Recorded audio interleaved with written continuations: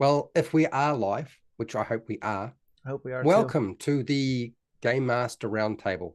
This is a small table, okay? It's like a coffee table. This is a Game Master Roundtable coffee table where we're going to build characters for Mage the Ascension, which I have never heard of at all.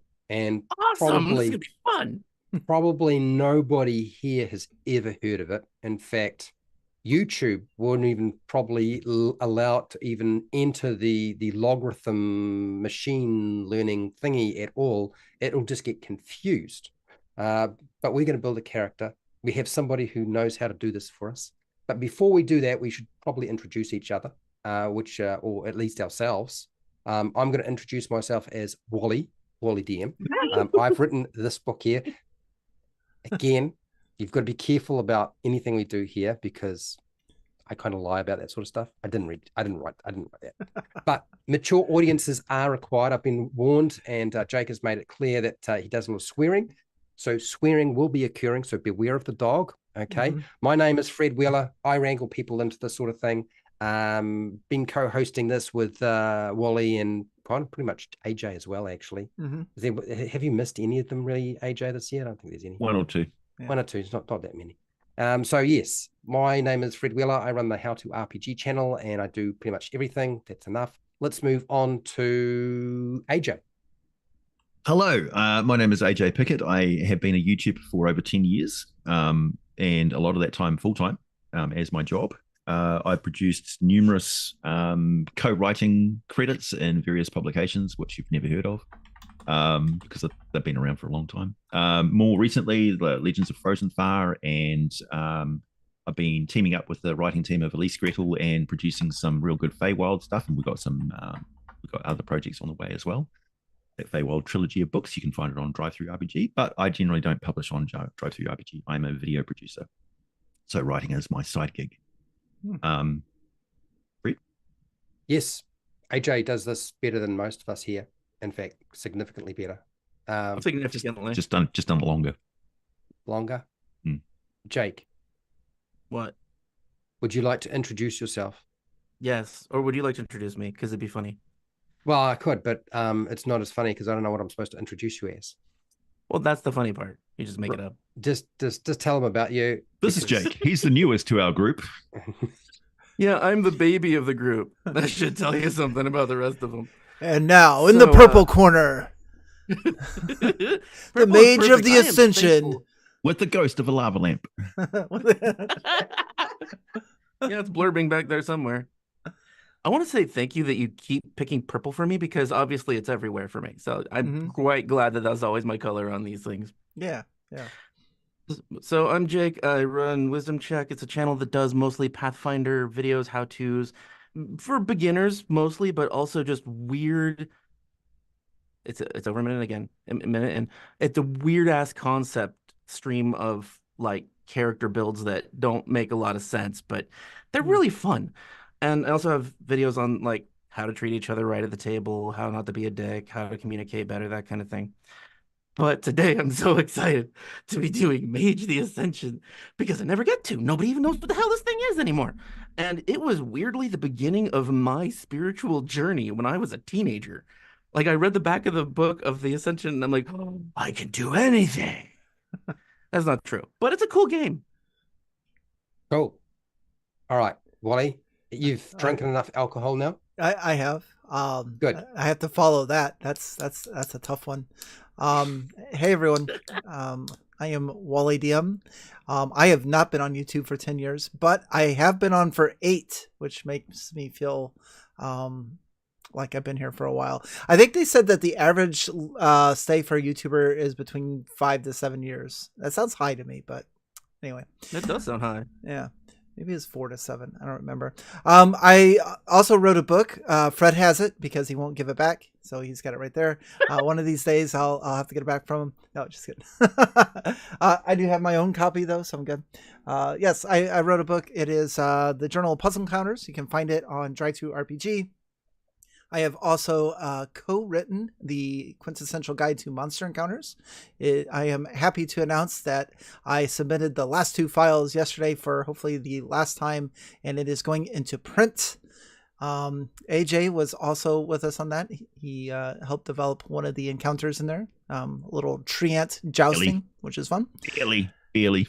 And I also have the puzzle journal and puzzle encounters on to the next that should come out in May. That's me. Oh, and I have a YouTube channel about puzzles and traps. Check it out if you get a chance. And I'm here to play Mage the Ascension. I have no idea what I'm doing. That's the best part. It's the best way to start. Yeah. I don't know either. I think AJ knows more than me and Wally put together easily. And of course, Jake is the only one who really knows what he's doing. So Jake, lead us through. Lead us. Please. Okay, if I could put Mage in a nutshell, it would be there is no nutshell. Because that's really the concept of Mage. So it's sort of like you are Neo in the Matrix. You start off in most chronicles, like not this one, we're not doing it, but if it were going to be a long-term chronicle, you start off as just people. And then you run into occurrences that lead you to believe that magic is real. And suddenly something inside you breaks. You have access to a spiritual avatar that is actually your reincarnated self. You have access to magic that you never had before, and you see the world unveiled around you. The crux of Mage is that you are one of the few people who understands reality as it really is, and you're either trying to bring other humans, other beings, not just humans, to the same awareness, or like either one by one, or you're trying to do it all together, mostly through science, or you're trying to keep everyone who could become a mage quiet, a sleeper. So there's not really a good or bad, you just have different goals. Okay. My knee's wet now, thank you. Sorry. Well, all I heard was the Matrix. Yeah. And I that sold me. So now I need to take the hat off because I'm mostly bald, so that kind of flows with the Matrix sort of thing. Yeah. Oh yes. I'm ready. It gives me my character name. I'm going to be Mr. Anderson. Mr. Anderson. That'll work. I'm going to be Mr. Mayo. Right. So what are we doing? I've talked about my character concept with Jake, and I think you guys have got a general idea. There's this old TV show from 1979 called Sapphire and Steel. And I'm going to be playing a character that's similar to Steel, just to show what the Mage the system is capable of producing. I am quite curious to see how we're going to do this, because you can explain mage powers a variety of different ways, but you're limited in the beginning in how much variety you have. So I'm wondering if we can cram all of it into like 2 or 3 different powers you can take and explain them different ways. The good thing about Steel is he's very straightforward about what he can do. Yeah. I would like to point out I watched a lot of Sapphire and Steel, and I found that undefined. It's a definite fact. Sapphire was always better. Oh yeah, Joanna Lumley. I've found a lot of modern audiences, younger people, can't watch that show. They just don't get it. They just don't understand. It's like, what is this? It's like, imagine you're just watching a stage play, not a TV show, because that's what TV was back then. It was people putting on stage plays and filming it. That's why all their makeup's weird. Yeah, Doctor Who is a classic example of that. Very early Doctor Who. Oh, yeah. If it's Cybermen basically with a sock over their face. It was so funny. I can't watch Doctor Who for some reason. It just doesn't register with me. So if it's the same, I'd probably be just as lost on that as well. No, it's nothing like Doctor Who. No, I mean it's the same in that an intervention, a weird supernatural explorer arrives on the scene and has to figure things out. That's the only similarity it has. Gotcha. It was hard to figure out when it first was released. Yeah, a lot of shows. Yeah, I got to cheat. I got to read the wiki. you really had to work hard. yeah. All right. Okay. So what do we need to do, dude? I've got a character sheet that's unfilled in currently in front of me, and I've already decided that I'm going to be calling myself Mr. Mayo. So why? Because I'm a goofball idiot, and anything to get a stupid laugh out of anybody is what I will do.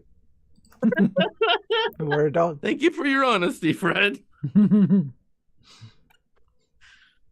right, so at the top of the sheet, like name, nature. Wait, can people see the character sheet? I can pull up my character sheet, or the character creation process, or the sphere effects. Which one would you like first? Definitely the character sheet. A character sheet. Okay. And stand by, going live with that in 3, 2, and there it is. Okay, there's my character sheet. Okay, cool. So the reason I brought it up is so that I can lead people through the beginning section that doesn't really matter much yet. What I've learned weirdly about most game systems that I've played is that when you follow the instructions that the book gives you, it's hard as hell to make a character. So just ignore them, go to the back, figure out what your concept is, and then start from the back forward, and then you get the details.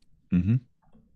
So right at the top where it says name, player, chronicle, nature, demeanor, essence, affiliation, sect, and concept. Yes. The three on the left, really simple, and I haven't even decided the third one down. The three on the right don't matter yet because we're not in the game.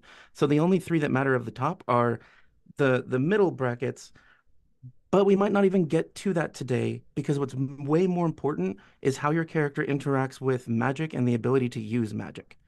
So we're going to be skipping the top part, the attributes, the abilities, and skip down to the spheres. We're going to start talking about the spheres, the arete, and willpower. Because character concepts are based around, I can do magic this way, and all of that is how you access the spheres of reality. So reality is broken into not just 9 concepts, but the detail of that doesn't really matter for the most part. It's just these 9 concepts. Correspondence, entropy, forces, life, matter, mind, prime, spirit, and time. Sweet. Your character concept is going to be sort of shoehorned into probably 3 of these. And a big part of Mage is knowing how to bullshit. Well, we're all YouTubers here, so we are experts in that. Yeah. Okay.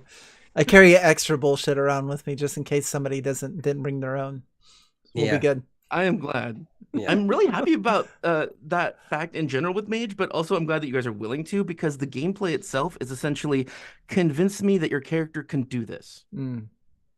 You don't really roll a lot of dice. It's mostly my character has access to this, and so I want to, in this situation, use, for example, the power of forces to blow a car off the road. It's just wind. Okay, you could also instead use the sphere of matter and say that the steering wheel locked up and he turns off the road. You could instead use the sphere of mind and give him an aneurysm. Actually, that'd be life. You can make him confused using mind. So you can get the same results with a lot of different paths. So this sounds like you could do. So what do we actually have to do to build a character?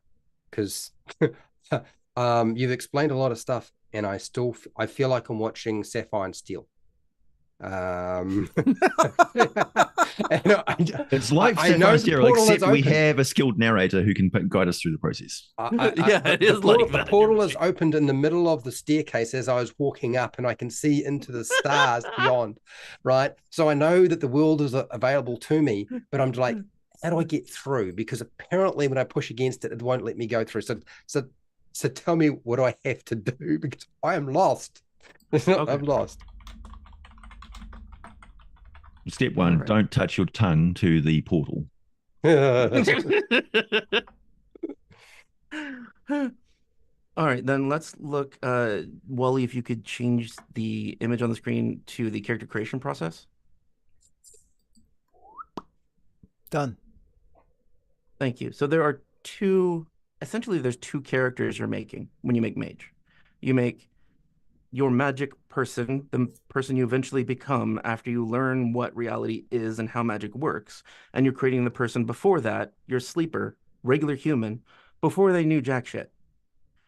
And so the before they knew jack shit is everything above spheres. So if you want to have a background that has more of a story to it, then, if you want a character that has a story to it, then you're probably going to be focusing on everything above spheres. So you would start with the abilities section, talent, skills, and knowledges, figuring out what your character is capable of, what they're interested in. And there's a certain number of points you can spend on each of those, as you can see in the sheet on the screen. But I think that for Mage, I really want to talk to each of you and find out what kind of focus you want, so that we can start with one of the spheres and kind of delve into the character personality from there. And then we can build up the talent, skills, knowledges, and then flip up to the attributes. Cool. So AJ, I'm going to start with you, if you guys are okay with that. Of course. Um, your character concept, not everybody who's watching read Wiki or read Discord. So can you list powers, abilities, feats, things that you've seen that this character should be able to do?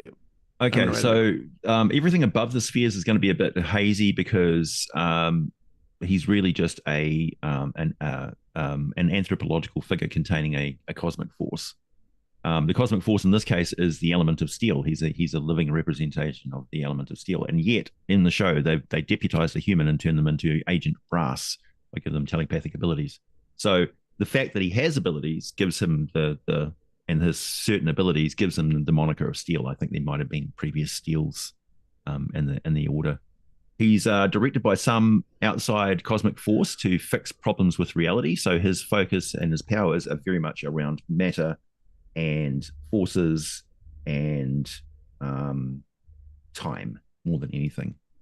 Because he's a temporal agent that fixes holes in time mostly in the TV show.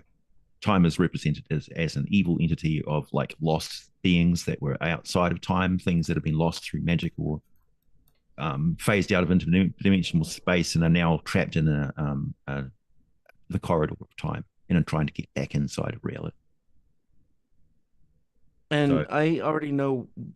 Okay, so basically, your character's source of energy is extraplanar as a whole. yeah, Okay, so then in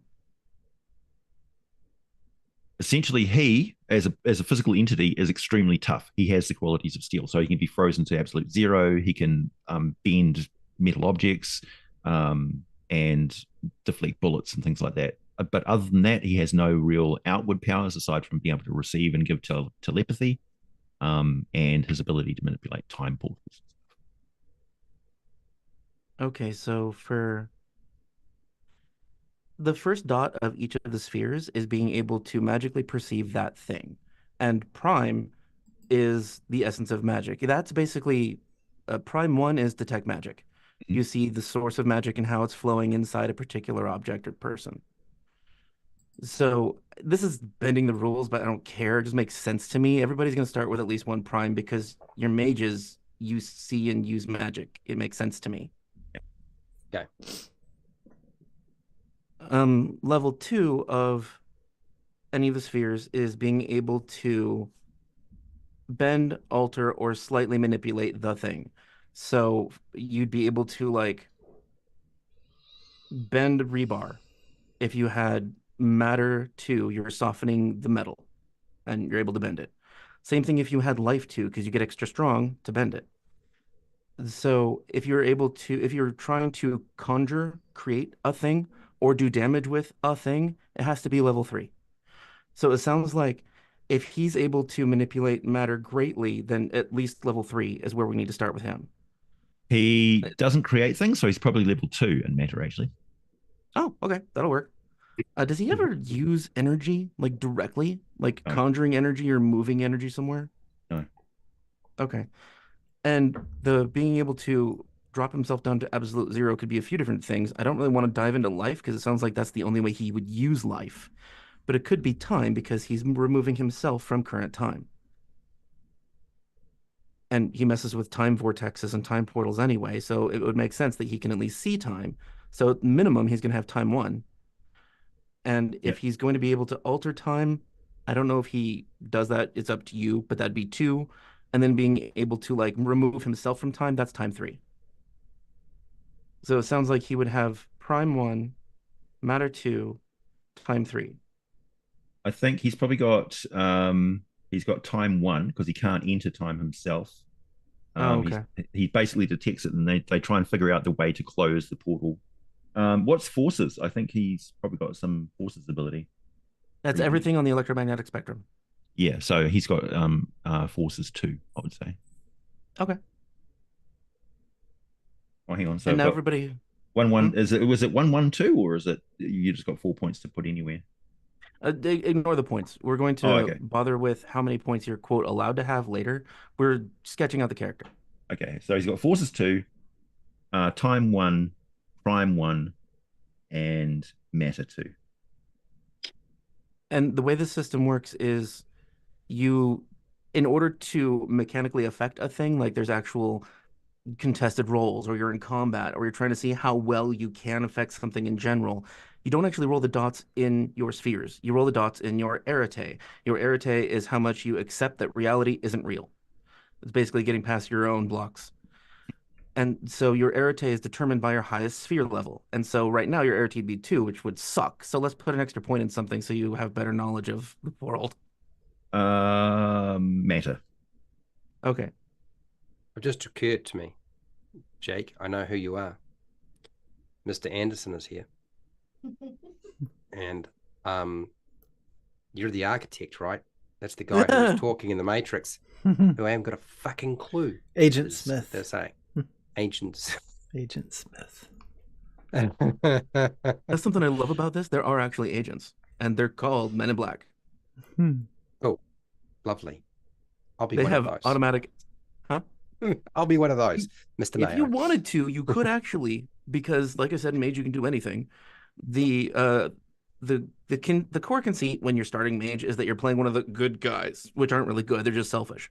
But they're not out to control reality, which sort of by default makes them good. It's the traditions.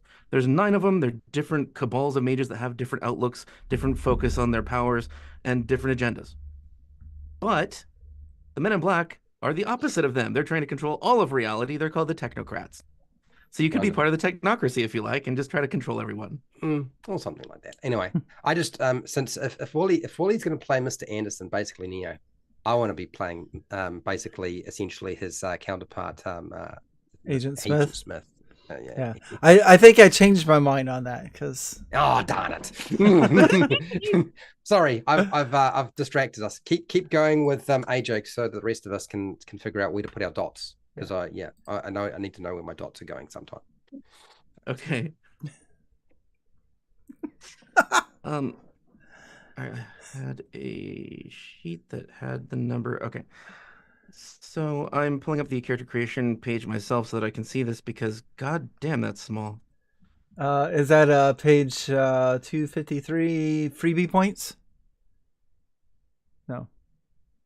No, just still the original one. The freebie points we're probably not going to get to today because that's the final touches. That's how you really max out abilities that you really want maxed or get something you just didn't have enough points for earlier. Okay.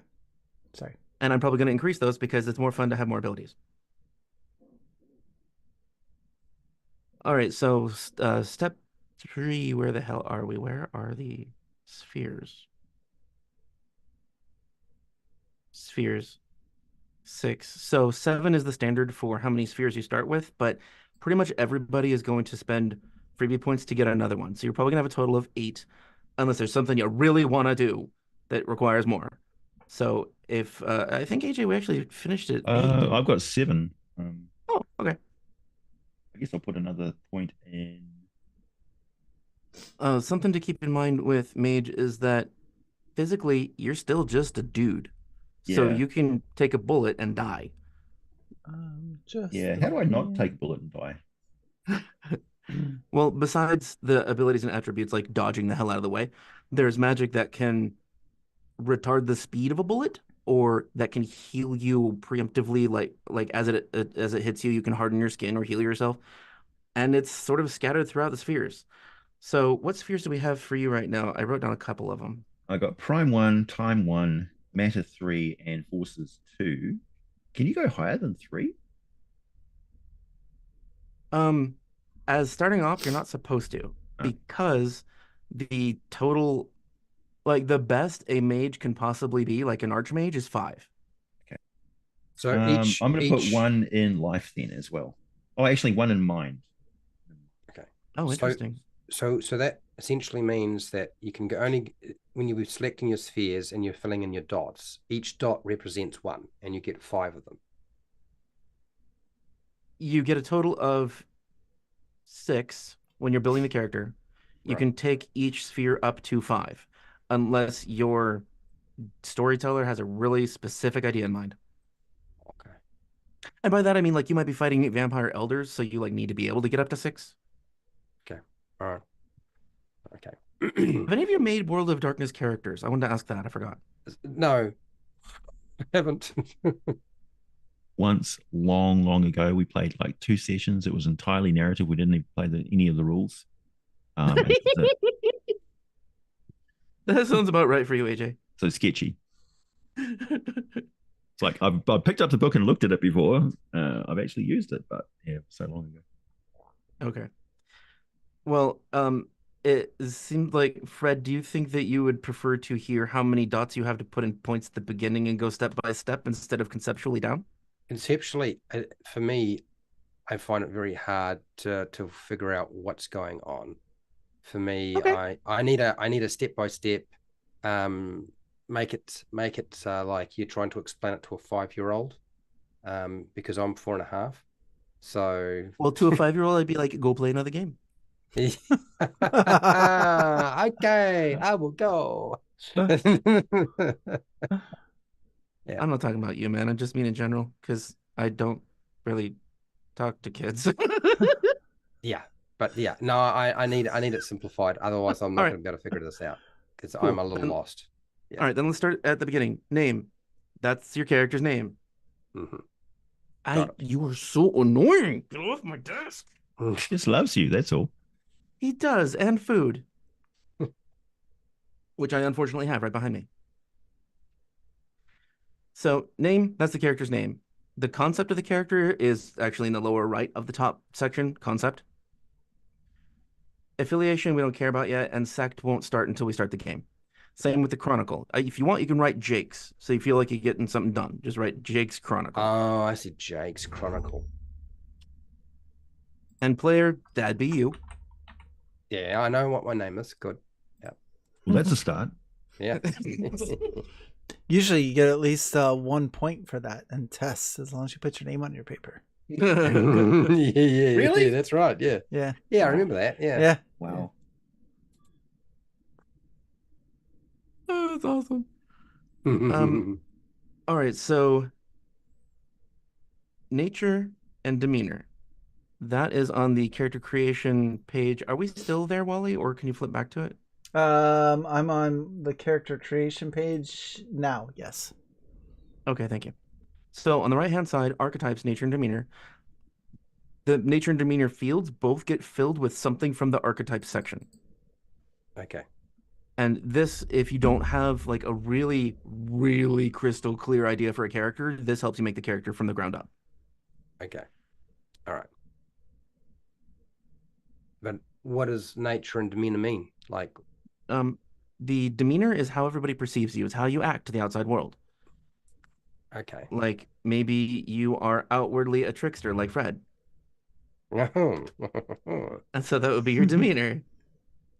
And maybe your nature is loner and you use your trickery to get friends to come closer to you like Fred.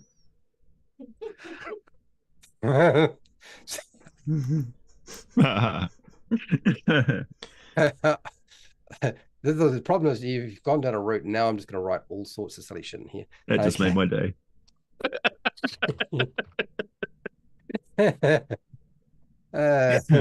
Okay, for archetypes in nature, I am a machine. I don't seem like a human at all. That is exactly perfect. You're right. The big important thing about the nature is that if you roleplay your nature well through an entire session, then you gain back basically a hero point. And so the nature is something that you have to be striving to fulfill from like a meta perspective. And so the nature really matters because if you're not following your nature, you're not getting back those hero points. Because you're not role playing. Okay, I got it. Figured it out. Nature is manipulator. I have a question. Right. Yeah. What kind of world is this? Is this like 20th century regular world with magic, or is it like all fantasy, or I'm sorry I didn't mention that. That's a great question. Yeah, it's modern world. okay. That's what I was thinking, but I didn't want to I wasn't 100% sure. So we could be just like, average day Joe in New York City that all of a sudden has powers kind of a thing. Okay. Yeah. Like suddenly you saw somebody cast a fireball in the middle of the street, and while all of the quote sleepers, the non-magical folk, are just Mhm. freaking out because that's not possible, you have an epiphany and you're like, oh my God, magic's real. Okay. Nature, demeanor, essence. Once you're finished with nature and demeanor, essence is another one of those high conceptual view fields to fill in. You can choose it now. There's only 4 choices, so you can just pick one if you want. Well, what are But they? you really have to know how you're going to interact with your own soul and with magic before you get there. Okay, so we come back to that one. Yeah. Okay, all right. And the attributes would be the first section that we actually have points to distribute in. Okay. And I lost my points page again. I'm so organized. So for nature and demeanor, the archetypes, you pick one of each. One for nature, one for demeanor. Yes. There's only one thing that can alter that, and that's a specific like feat, basically, a merit. What's the So it's almost always 1 and 1. What's the difference between nature? I guess nature and demeanor. I mean, because just pick one for how we are as a person, and the other for they're not really separated out, are they? They're all listed together. No, they're not, and they're supposed to be they're supposed to be jumbled together so that you can make your nature and demeanor the same if you want to. That's fine. The demeanor isn't necessarily different from your nature. You could be just a very earnest person, and what you see is what you get.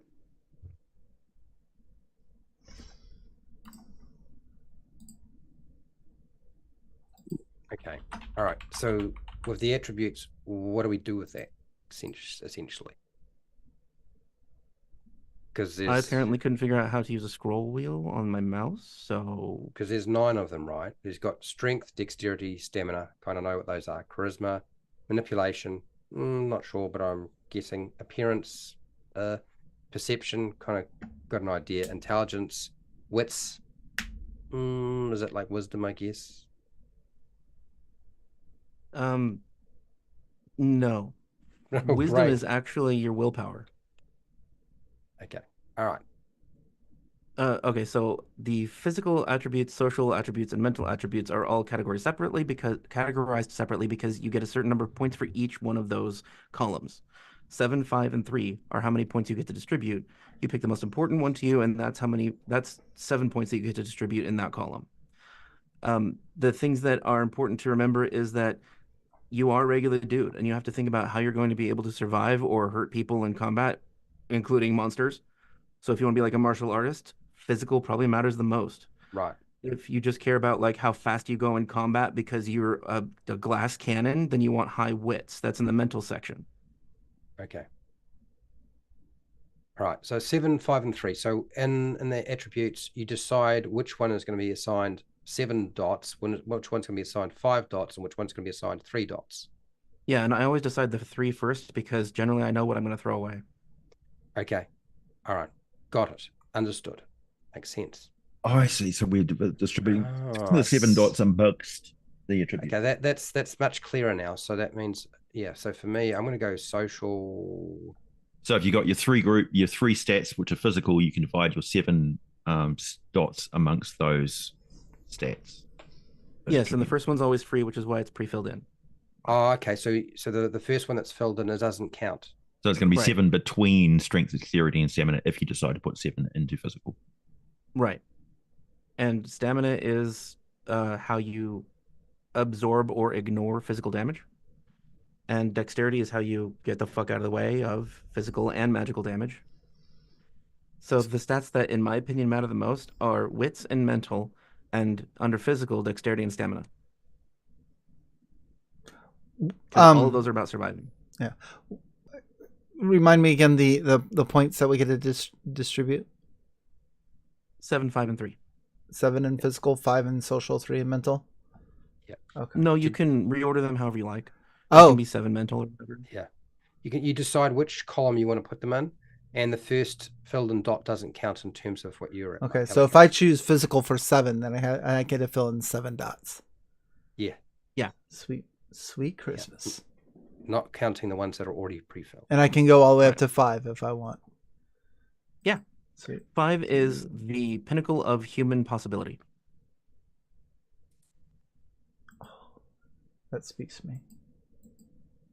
It is possible to do a feat which it's totally easy for you to do as a mage that other people looking at would think is completely not possible. Like if you are doing a feat of strength of some sort that would actually require 6 strength because you happen to have the sphere of forces and you reduce the gravity on a car and you lift it up and throw it. That's freakish. That's not possible in people's minds. Okay, so that means that you're likely to have, for example, if I added 7 points into physical, one of them is going to be, probably at least a 4, at least. It could go up to a 5 potentially. Yeah. All right, well, that's interesting. Okay, now I kind of understand where that's going. That makes a lot more sense. That actually helped a lot, by the way, Jake. It really helped clear it in my mind. It was like the concept stuff. I could have gone around in circles forever. I was getting lost. Okay. I apologize if I'm not really clear doing the teaching. I haven't taught Mage to someone in over 20 years. Right. I know how to you're play fine. it and run the actual combats and shit, but setting it up is different. Yeah. Okay. All right. So I've assigned my physical, social, and mental. I put 5 points into mental, and I put 3 points into social, and 7 into the physical. So I got that. That was easy enough. That was clear. I got it. I wish you could show your sheet on screen, but if you can't, could you tell me what points you have in each? Sure, I can do that. Yep. So I wound up with strength being 4 dots, dexterity being 3 dots, stamina being 3 dots, charisma being 2 dots, manipulation being 3 dots. I'm a bit of an ass. Appearance being 1 dot, as you can see, and perception being 3 dots. As you can see. And intelligence being 2 dots, and wits being 3 dots. 2, 5, 7. Okay, cool. Wait a moment. Did you say in strength you had, in physical, did you say that you had strength 4, dex 3, stam 2? Strength was 4, dex 3, stamina 3.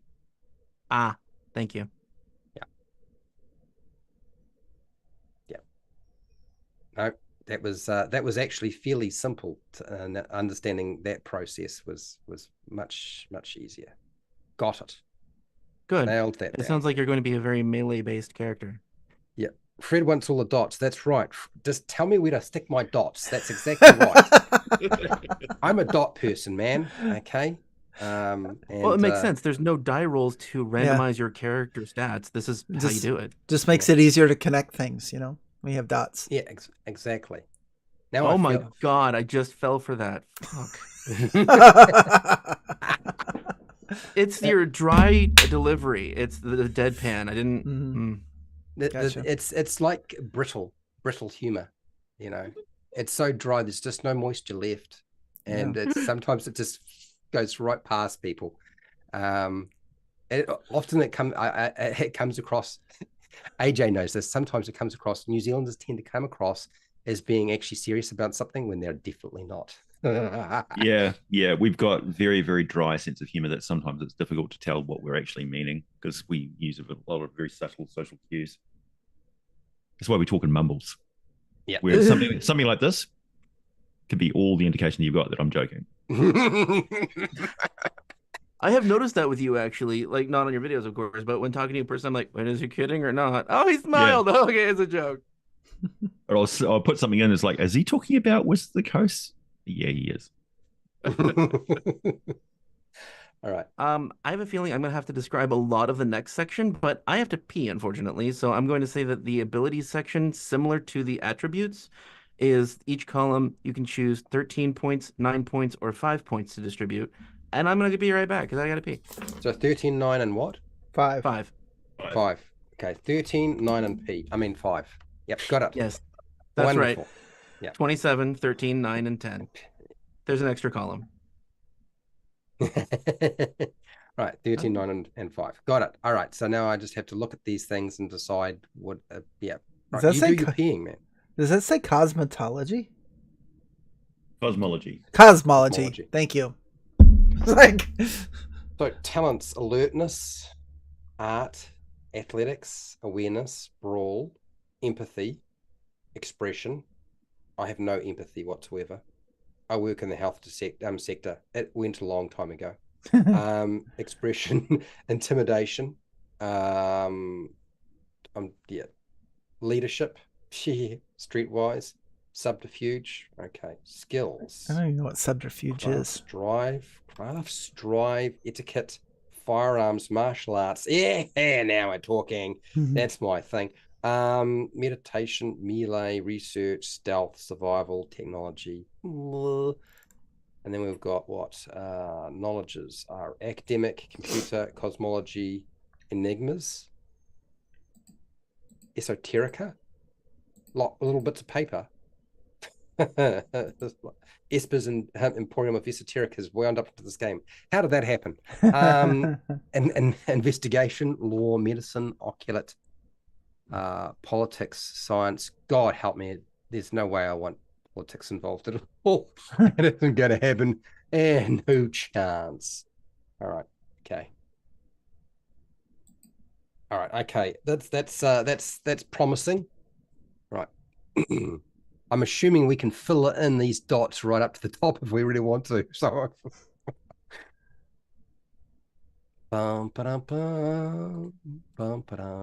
oops. It's really interesting making a character with like such a restricted conceptual view. Yeah.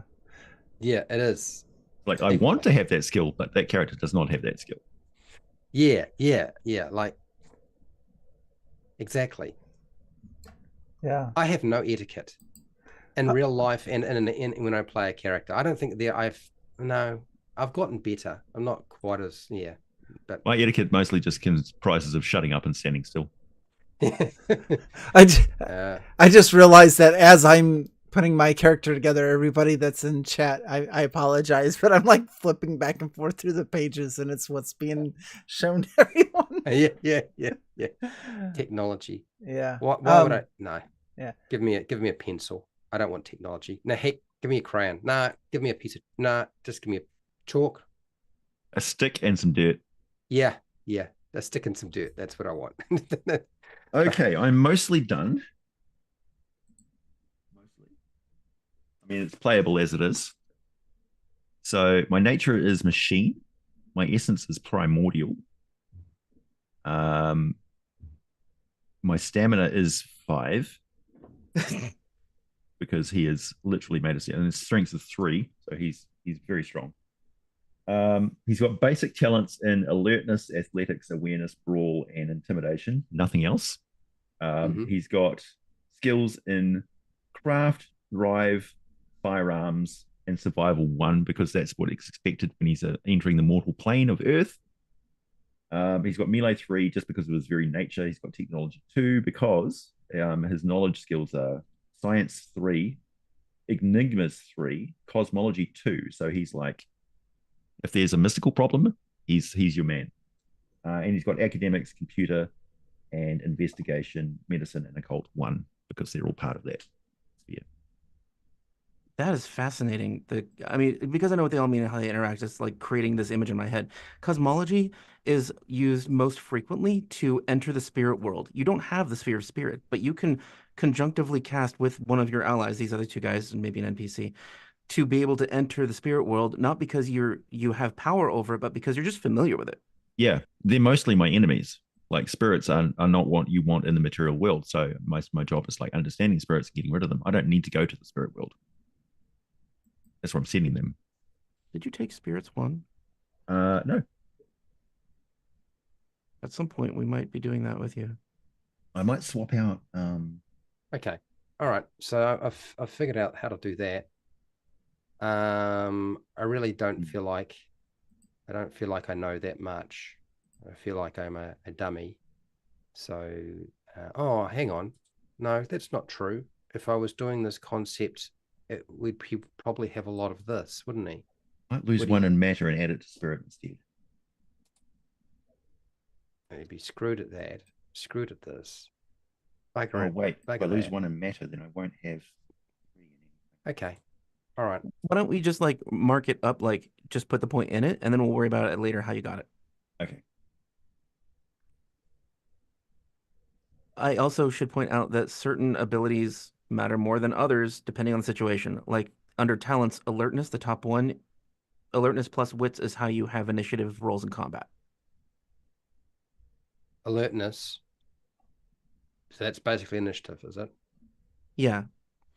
Whenever you're rolling in World of Darkness or bypassing a roll by having a certain number of points that equals the number of dice that you would roll, you add two different things, two different traits is what they're called. So in this case for combat, you would roll wits and alertness together. You would total that number of dots and roll that number of d10s. Okay.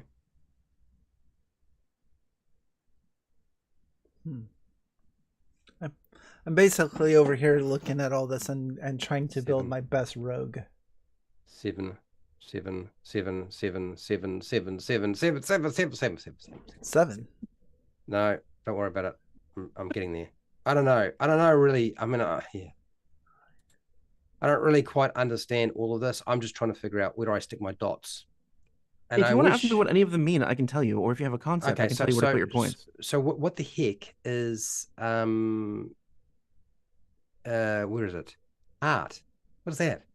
I mean, I know what art is. Some of these skills are just role playing, and some of them are how much you can affect something with magic. That is just story. Okay. Art is what you think. It's knowing about art. This is art. Nice. Okay. All right. So I did it. So what I did is I stuck 5 into the knowledges and I put the 13 into the skills, and the talents I put in the 9. Okay. So I did 2 for alertness. Athletics I put 3. Awareness 1. I was feeling like awareness was like alertness anyway, but honestly I'm not too sure what awareness is. But I know awareness is magical awareness that you happen to notice while you're doing other shit. Okay, fine. Brawl 2, and streetwise 1, and I'm just assuming because on the street in the city, got to know something about the streets, right? And then I did skills 1 in drive, so I can drive a vehicle. I'm assuming that there's vehicles around. Firearms, so I can shoot people. I put 2 in there. So I can beat the shit out of things, because if people haven't figured it out, I used to be involved in martial arts. So I put 5 in there. I don't know if meditation, I put 1. Melee, I put 3. What is the difference between martial arts and melee? I'm not entirely sure, but I thought, screw it. And then survival 1. So yeah. And then the knowledges, I decided 3 in computers, 1 in academics. I don't know. If you know about computers, you probably got some academic knowledge, I suppose. And then 1 in investigation. And that's all I could sort of think of. I'm thinking in terms of Neo, since Mr. Anderson is no longer been taken. Otherwise, I would have been Agent Smith. But anyway, that's what I did. So I understood how to do that. That was actually very easy. And I've written down on a piece of paper exactly the process. And so far, this is the simplest character creation process I've ever come across. Are you serious? I don't really know what I'm doing and sticking, but I like, okay. I can see it. Once you understand what all the dots represent, making a character in Mage is just very quick. It wouldn't be complicated. Yeah. So yeah, doing well. You don't even roll dice, so good. Yeah, I like the ability to just choose what your character is instead of randomly, oh great, I'm a wizard again. Like I wanted to beat this thing, but my dice roll sucked, so I can't even beat the thing I wanted to play. Yeah. Welcome to OD&D. I want to point out that if you have 5 dots in something, yes, you're the best possible. If you have 4 dots in something, you're a specialist, and that means something else later. But that'd be like a sniper. The 5 would be like the best sniper in the world. My character is definitely aiming to be a specialist. That makes sense. Probably know a few different things. 3 would be you're just better than average person It's just between specialist and the average because the average is 2. The average person, the average driver, the average American, I guess, has drive at 2. Like everybody knows how to drive basically. What's a And if one? you have 0 in it, you just can't try it. Right. Good to know. What's And there's no formula, right? You don't have to add pluses, 1, 2, 3s, 4s, 5s, 10s, or anything like that, which I rather Well, like. yeah, ish. Like when it comes to actually casting spells, yes, but not a lot. When it comes to using any other skill, the Can you give us only an example of gameplay, like Yeah, how a character that would would do help. something? yeah, sure. I'll give you a scenario. There's a bank robbery in progress. Your character has arrived in a broken down Uber with the person who is arguing with you about the fee, whereas you have to get out of the Uber as quickly as possible and go and deal with bank robbers who currently have people at gunpoint. And the cops have just arrived, so the bank robbers are really angry and are willing to open fire. Go. This is awesome. Okay. So it really depends on what powers I have. Because it's easier to be more creative the more restriction you have. Right. So like if I only have forces. Let's say your powers are primarily mental manipulation of people. Oh, cool. All right, then the easiest thing to do is the Uber driver just gets confused for a moment and I get out of the car while he's trying to figure out how to charge me. What do you use for that? That is just straight mind. Be mind 2. So you would roll arete, and the target number would be pretty simple because we haven't gotten into how magic works, but the target number would be pretty low. So you would have better than 60% chance of making it. Okay. Let me say it this way then. You would roll 3d10s because your arete is probably 3 because that's just the smartest way to start out. And your target number on the die would be a 5. So as long as you got a 5, it's a very simple thing, you succeed. I did not.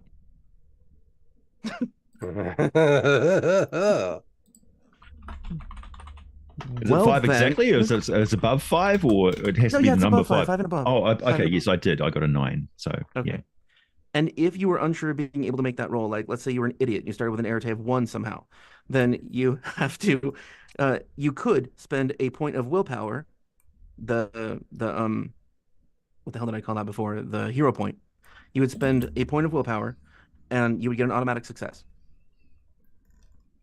Okay. So some tests or some attempts require multiple successes. This would be a simple one, so it'd require 1 success. So even if you had shit in your arete roll, you could spend a point of willpower and do it.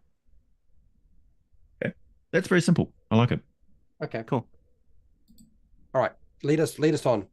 We still have more dots to fill, and you know how I like to put my dots in the right place. What before we move on, what's manipulation? Back to attributes. What's manipulation? You're looking great today, Wally. Have you ever thought about like just having a moustache instead of a full beard? Okay, so manipulating people as opposed to objects. Yeah, that was a beautiful example, you manipulative bastard. I love it. Oh, under social, that makes sense. Duh. Okay, never mind me. I'll go back to what I was doing, which was just dazing mindlessly into the computer. Story of my life. Fred, I could go into the details of what the difference is between brawl and martial arts and melee, but it really depends on how you're building your character. We might end up changing those later, and that's fine. Okay. Well, yeah, I just chucked things in there because I figured there must be some slight differences. But honestly, I didn't think it was going to matter too much. Yeah. But anyway, yeah. Continue on. I think I've got the basic idea that if you put a dot in something, you can try to use that in some way, and if you don't, you can't. And most of the abilities and attributes are reasonably self-explanatory. Maybe not completely, but mostly self-explanatory as to what they are. So that's good. Okay, cool. It does feel a bit like Tales of the Loop. Yeah. What's next? Like I said, Agile Monk, there's this trend of simplistic gaming system. Yep. Next, so technically, the next step that it's telling us to do is select advantages, backgrounds. Now, the backgrounds are sort of like reading all of the feats in uh, Dungeons and Dragons, and that just seems like a huge pain in the ass. Oh God, no. Right. Is that So I'd like is that optional in the game, or is that definitely part of the game? It's definitely part of the game. I mean, we could Okay. just leave it out, but I would like to say that all of you, okay, so the background points you can take are a total of 7. I would like to Okay. say that each of you has a specific background at 5, so we take care of most of those points, and we can just fill in the other points later, because this background makes it easier for you to do magic, which is just more fun. It's called Avatar. So if you want to write down the Avatar background at 5, you can all have that. Okay. All right. It's perfect for me. Perfect for me. Avatar. Got it. And then we just fill in 5 little dots. Like Steel would work even if he was like it was a dogma situation. So there was a body in a coma in the hospital, and Steel basically just inhabited that body. So he's got no social skills or background or anything like that. He's just like, he is literally an avatar. So with backgrounds, you get 7 Interesting. things or dots just to assign, and one we've already decided it's going to be Avatar 5. So what would be suitable if I was trying to play a Neo Mr. Anderson like character? What would be some backgrounds that might fit into that, or does that require you to remember stuff? And if it does, let's just ignore it. What's the easiest character I could play? Oh, please. That's what I'm trying to do. Well, for Wally, I know what your other 2 points would be if we're talking simplicity, and that would be Arcane. Arcane is sort of like, in our world, what you might think Men in Black have, because nobody can remember what the hell they look like or how many there were or what they said. Arcane is how much passively your soul causes you to be ignored by reality. So you get to add it to like all sorts of stealth rolls, even passively. Like video cameras also can't see you very well. Awesome. Arcane 2. Got it. Perfect. And I think that I don't remember the applicable backgrounds for your character concept, Fred. There are things like status, your status in the current group you're in, which is what Neo would have because his people love him. There's also things like resources, fame, influence. He might have influence in the terrestrial world barely. Right. I don't remember a lot of others. I'm sorry. That's right. Think Neo in the first movie. I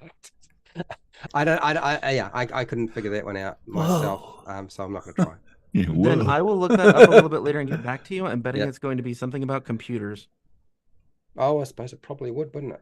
That background, like he has a really nice computers. One. Yeah. I guess that would be true. That's a very, very pertinent point there. There's a magical reference chart as well for how you determine the pluses and minuses for doing things. Might be helpful. Okay. On page 208, 209. Okay. 208. Good, let's have a lot of pages. Okay. 209. Arcane is a blessing. Like 209 gives you like the corresponding ranges for how many dots you've got in something. Like, or, you know. Okay. All right. Oh, okay, yeah. The shorter version of that is the other handout that I gave Wally, the sphere effects. Yeah.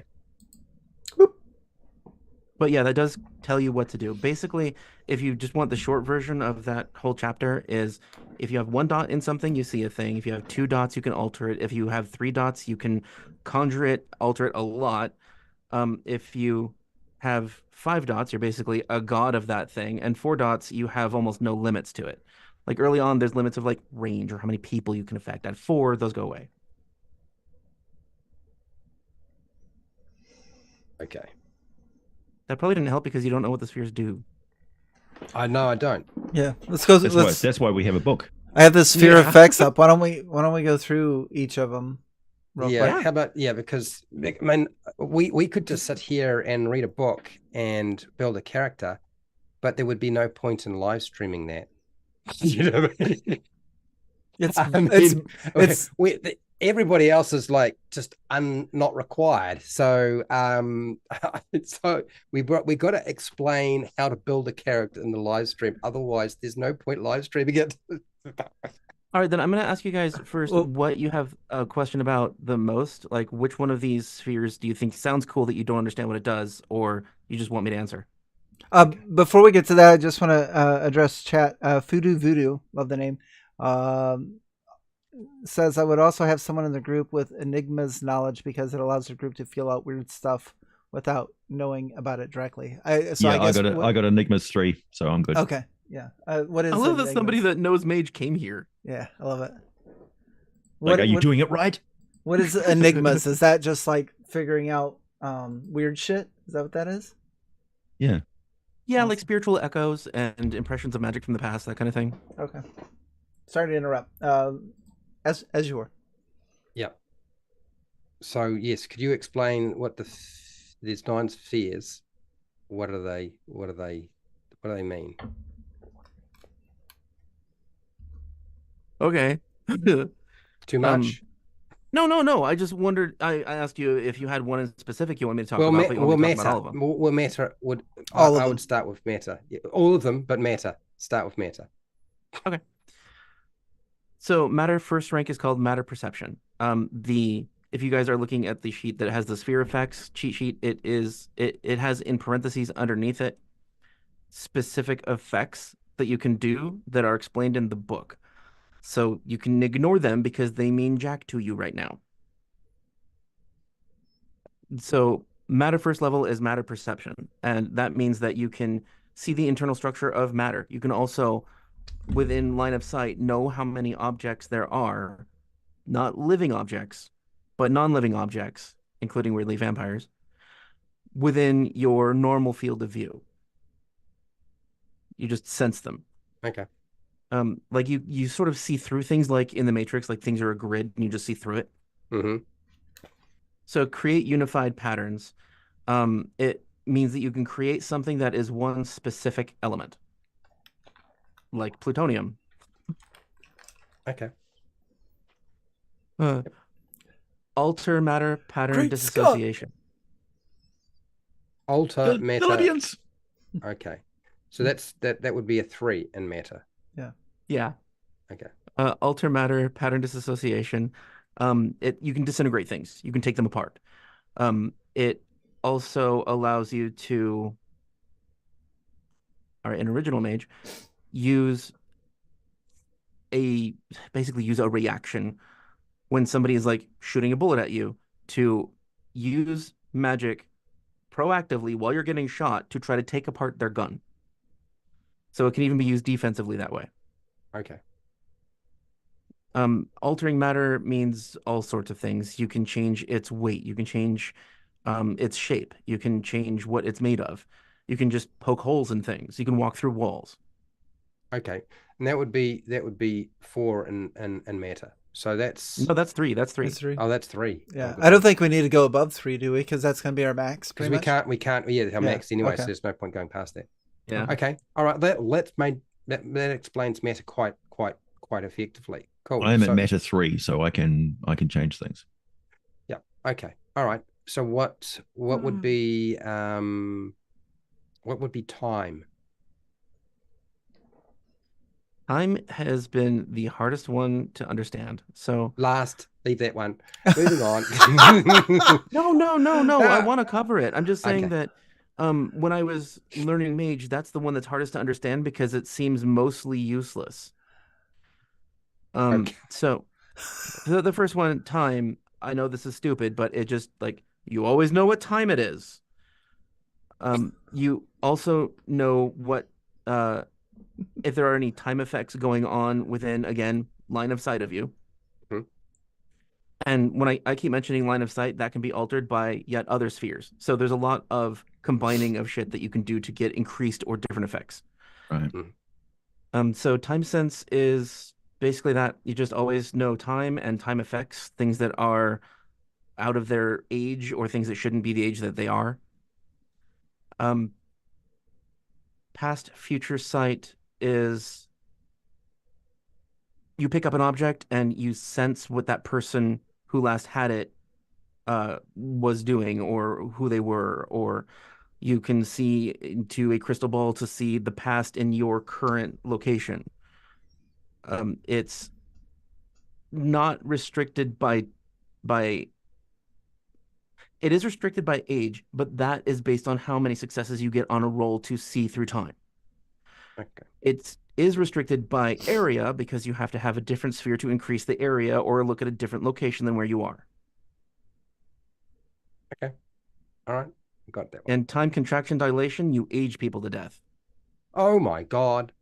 That's awesome. Or you haste yourself or bring something back from the past.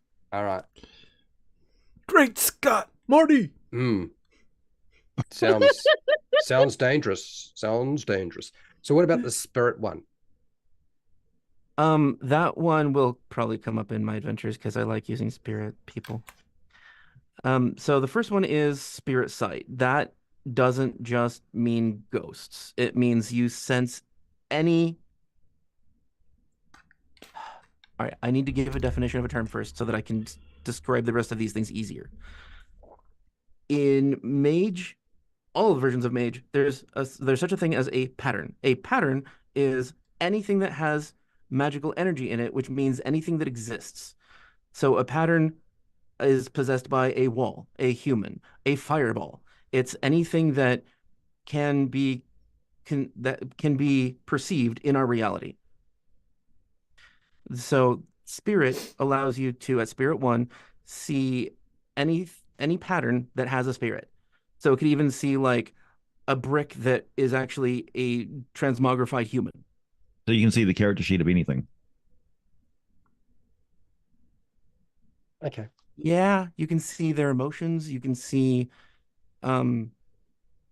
anything that would be okay. You see anything that would leave a spiritual impression, like if they have been chewed on by a vampire, you would see I think it's like little black spots. If it's a vampire that has killed another vampire, you see black weird striations throughout their pattern.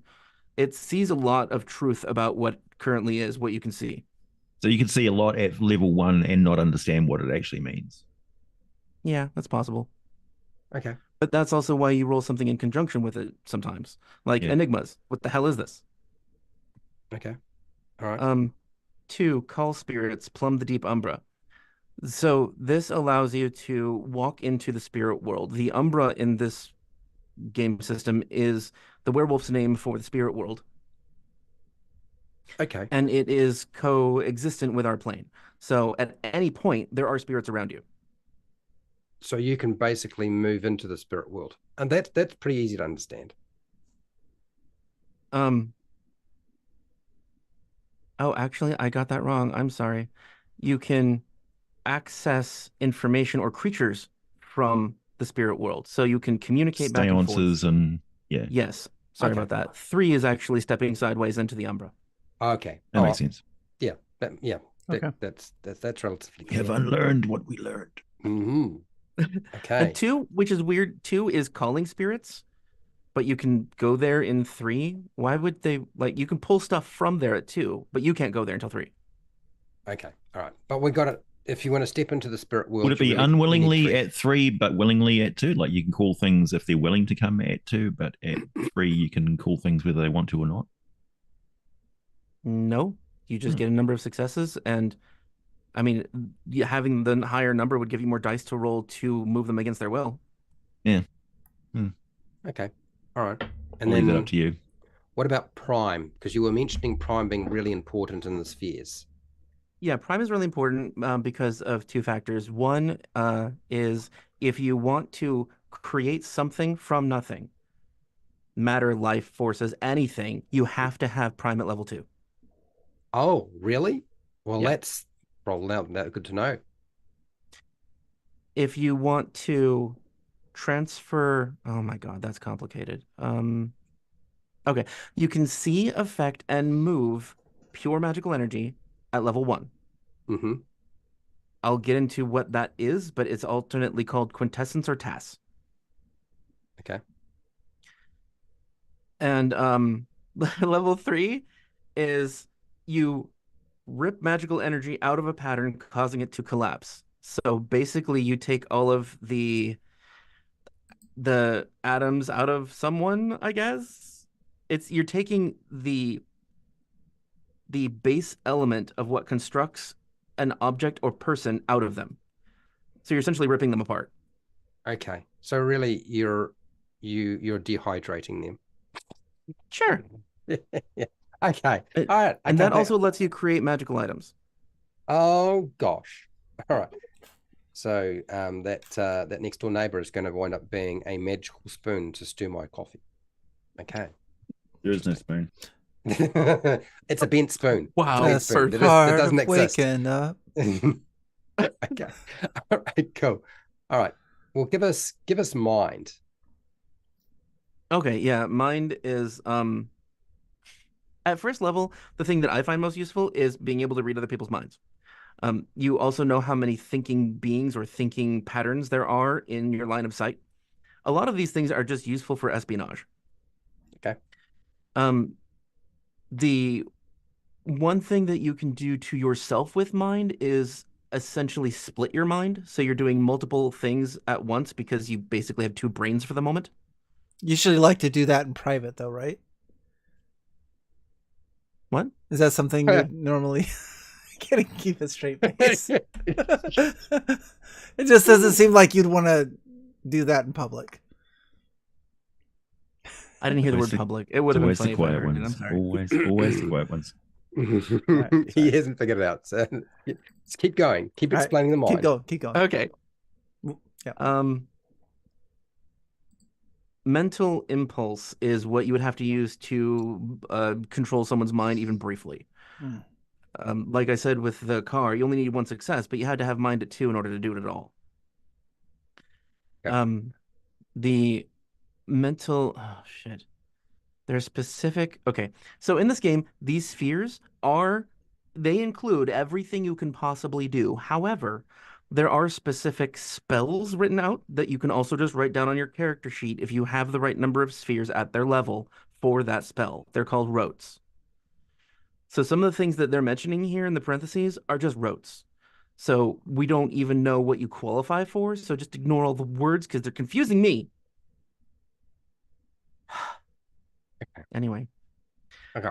Mental impulse is you understand more about a person. You can get more deep information, and you can basically counteract mental attacks by acting like your mind doesn't exist. In fact, the arcane level, Wally might want to take something like mind if he's going to be a rogue, because it affects not just how people can perceive you, but also the perceptions of everyone around you. Yeah. Mental link is That one's the dirty one. Graphic mental link is what you transmission, probe thoughts. Beware dog. Oh, telepathy or is that what we're dealing with there? Mm-hmm. Yeah, and direct psychic attacks. Okay. No. So No. I recall in Sapphire and Steel doesn't actually have any mind powers. It's Sapphire that has all the mind powers. He can receive your telepathy and give you telepathy, but that's just because she has mind, not him. Yeah. Yeah. Well, I think she's doing it all at her end. Yeah. It's those bright blue eyes. Yeah. Okay. So that's mind up to 3. So we understand that. What about life? Life is such a fun one. Because it has so much flexibility. Life is you can telekinesis. basically be the best. What? Sorry, I was reading chat. My apologies. Yeah, he's seen that mind 3 force. Mind 3 is telekinesis, so moving objects apparently. Mind 3 is? No, I don't know. I guess that's what he said. Mind 3 forces 3 is telekinesis. Oh, okay. Mind 3 forces 3. Yes. Okay. Yes, I get that. Yes. Oh, I I see. thought it was just Mind 3. I'm like, how the hell do you move things with just mind? Okay. Gotcha. Got it. Right. Thank you. Yes. Right on. Okay. Back to life. So life, level 1, sense life, is you're basically the best triage nurse ever. You can immediately understand problems even down to the genetic structure if you roll high enough about what someone is going through. Also, it, like other things, tells you what living things are within your normal line of sight. Weirdly, it doesn't tell you, and I keep bringing up vampires because this is World of Darkness. There are vampires here and werewolves and changelings and all sorts of other shit, and you're going to be interacting with them and spirits. So Sense Life doesn't tell you if there's a vampire nearby because they're not alive. They're dead. Right. Okay. Alter simple patterns is I don't okay. So the restriction on this is that you can only heal non-complex life forms. So you can't heal people or animals at level 2. But you can heal a bacteria or a virus or a starfish. Yeah, or a tree. Or There's tree. a lot of like plant magic that you can do at level 2 life. Okay. All right. Got it. Also that the alter simple patterns. Oh, wait, no, you can't do that yet. I hate level 2 of life. I need to look at more detail about how to use level 2 life. I'll get back to you on that. Because all the cool shit is at level 3. It's you can uh change yourself by giving yourself gills, or you can have like bigger arms. You can increase your toughness, basically increase your stamina temporarily. Once you get to 4, you can increase your stamina permanently. So 3 means you can start to transform your body in some way. Yeah, and other bodies. Or other bodies as well. Yeah. Fun stuff. Okay. You have an extra arm. Down below. Next one. Next, what? Swing low. I was going to sing the rest of it, but I can't. I'm laughing too much inside. Forces. Yes. What is forces? Explain forces before we go down a rabbit hole. Okay, so perceived forces is kind of fun. The first level of forces just means that you can see all forces in your vicinity. So you can see heat patterns from the walls. You can see electricity beyond the walls. You can see air currents because they're creating motion. It gives you the ability to see in the dark. You can, I guess that would also, I guess that would tell you if a machine is running as well. Okay. And control lesser forces is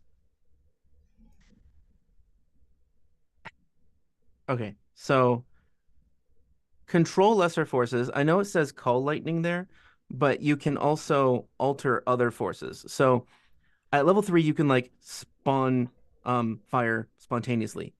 At level 2, you can call lightning if there's a thunderstorm.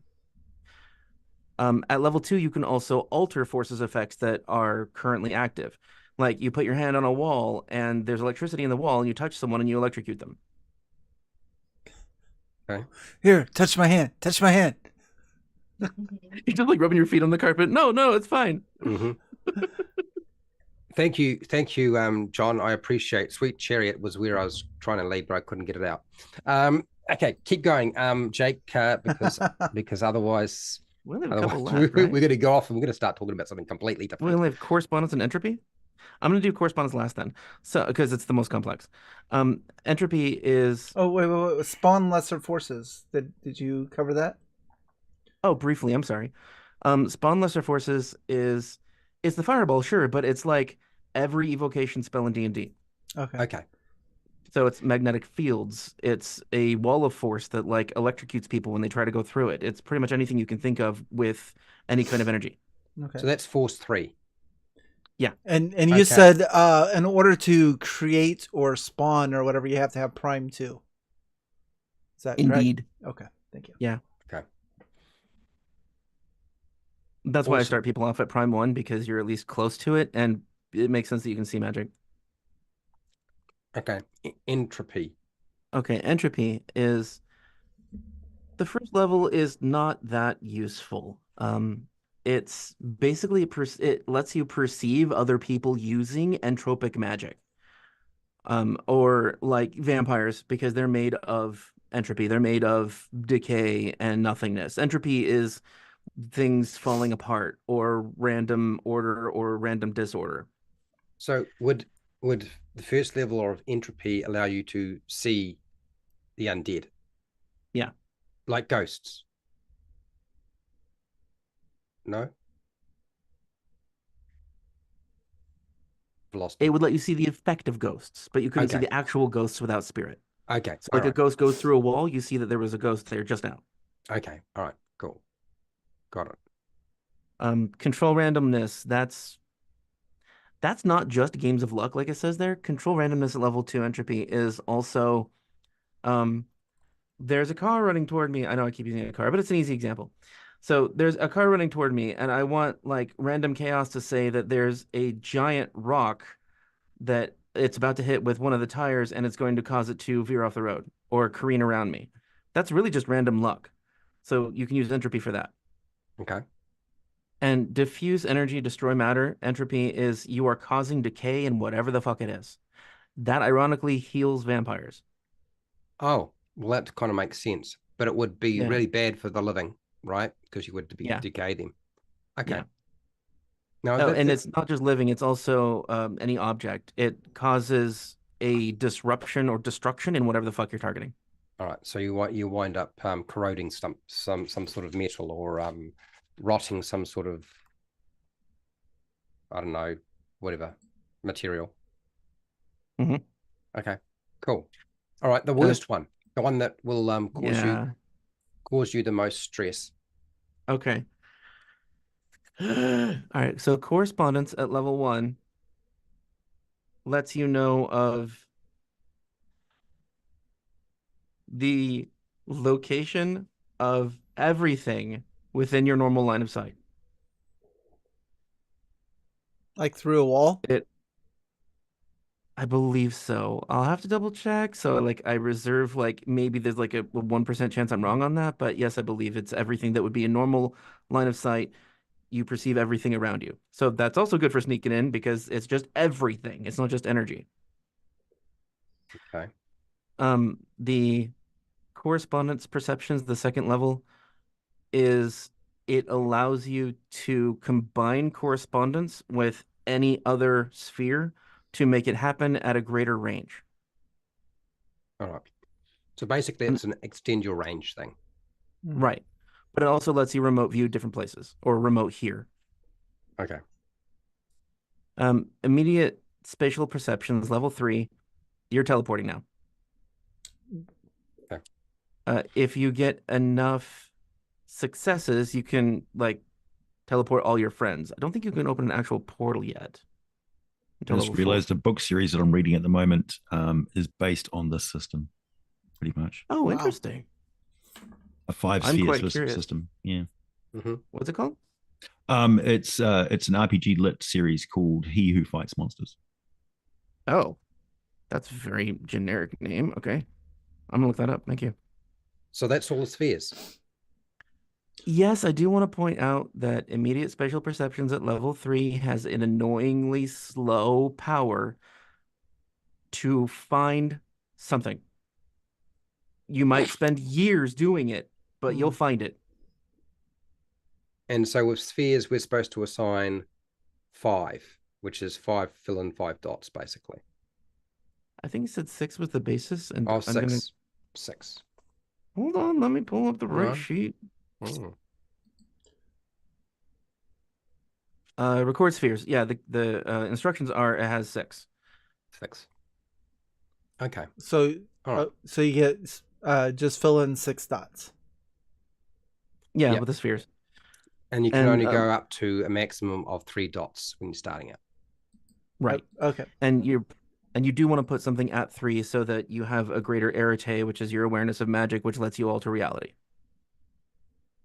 Okay. I have a question. And I'm betting you guys are going to put at least one more point into the spheres because you should. So it'll probably be 7. Where does the 7th one come from? Freebie points. We just haven't covered them yet. I have a question. Are there any talents, skills, knowledges, attributes that how does the game work? So even though like if I put 3 into mind, is there specific abilities or attributes that I want to have? I mean, like, should I have a higher more dots in intelligence if I have that sphere, or are they non-related? I mean, I'm not sure how like results and stuff work. Like, do you combine like your I don't know what I'm trying to say. No, it's okay. I get you because like everything combines 2 trait rolls. Yeah. And magic is usually different in that it's usually just arete Okay. and spending willpower points. But there are going to be situations where like you're trying to remember something using the sphere of mind, and I'm like, okay, roll that and your intelligence dots. Okay. So So I guess that's it'll my vary depending. so I guess that's my question. If we take looking at the 9 spheres, if you were to just rapid fire, because I know time is starting to run out, just rapid fire, would you attach a specific ability or attribute to each of the 9 spheres? And if you would, if you just want to go, just kind of like fire them off. Sure. I cannot with precision because Okay. bullshit reigns. But I haven't even explained why bullshit reigns. I really need to get to that. So let me say that if you have a sphere, think about how you want to use it. Mm-hmm. If you're going to try to mind control people and you take mind, you also need to take manipulation because that's your force of will into other people's heads. Okay. Some of them will combine in weird ways, and we can rearrange the dots later. So I think that because we don't know what actions we're going to be taking in the game yet, we should just sort of let that be alterable later. Okay. Okay. Now you Cool. did that with mine. Can you do it quickly with the other 8? So you like said mind, if you want to do something, manipulation would be a good one to have with mine, which Okay. I've kind of figured that one out. I mean, if it's Sure. not something fast you can do, then that's fine. Okay. So if you are trying to say you get stabbed and you're trying to avoid some damage, then let's say that you have brawl and stamina. No. My God, this is complicated. Okay. All right. Let's say that whatever the hell happened, you sucked at getting out of the way of whatever hit you. So you would take damage. So you would roll your stamina to avoid some of the damage. You can also roll life at the same time, as long as you have it at 3, to heal the damage or soak it immediately. Okay. So I would say stamina has the strongest correlate to life. Gotcha. Cool. And really, life has connections to everything physical. For mental, everything mind is going to be in there in some degree. It depends. If you were trying to see into the spirit world, though, for example, so you would use the spirit sphere, that's going to be perception plus alertness plus your spirit dice. Okay. I know you normally roll 2. These are some... Okay. I guess I should say, for people that are trying to play by the base rules, that you would roll your arete to have a coincidental magical effect using spirit, and then you would add whatever those successes were as successes to the combined trait roll of perception plus alertness. I just like to shortcut it because that's just annoying. Okay. So because we are running out of time, and I want to be able to get through as much of this as we can, so we can. Yeah, I think there's clearly a lot of people really interested in, which frankly, fucking have no idea why so many people are in the. Yes, I am very serious.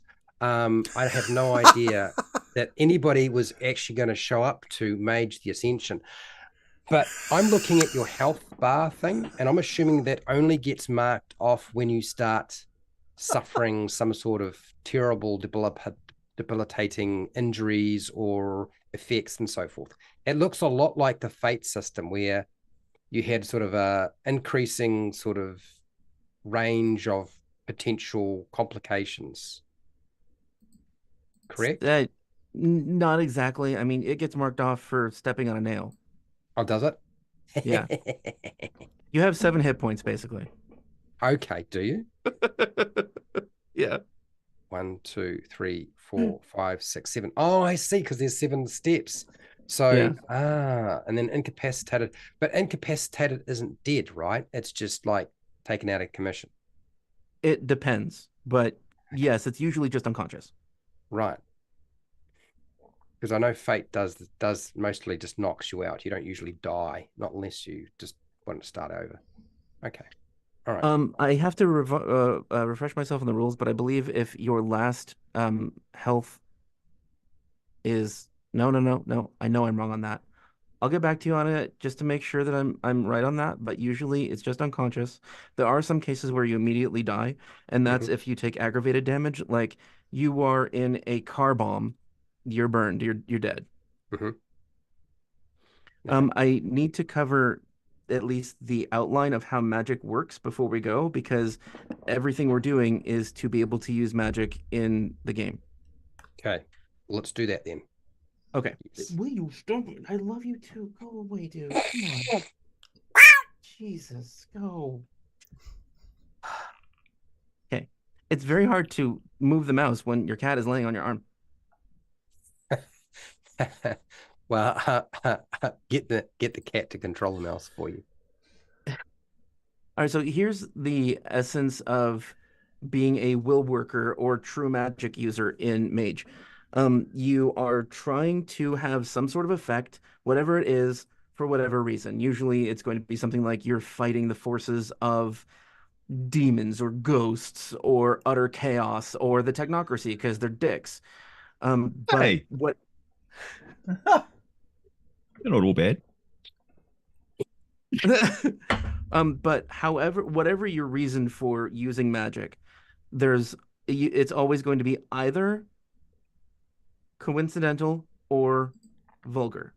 And that can be translated to static or dynamic. And dynamic is a fireball. Static is, oh, I happen to have beef jerky in my pocket because I'm hungry. It flows with reality.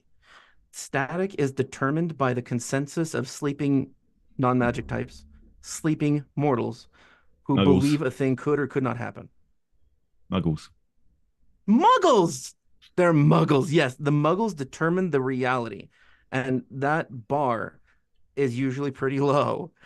So if you try to use magic in the middle of the street, and let's say you use magic in the middle of the desert, it's pretty easy for you to not suffer any consequences and for you to get your magic off just fine because there's no people there to enforce the consensus of reality.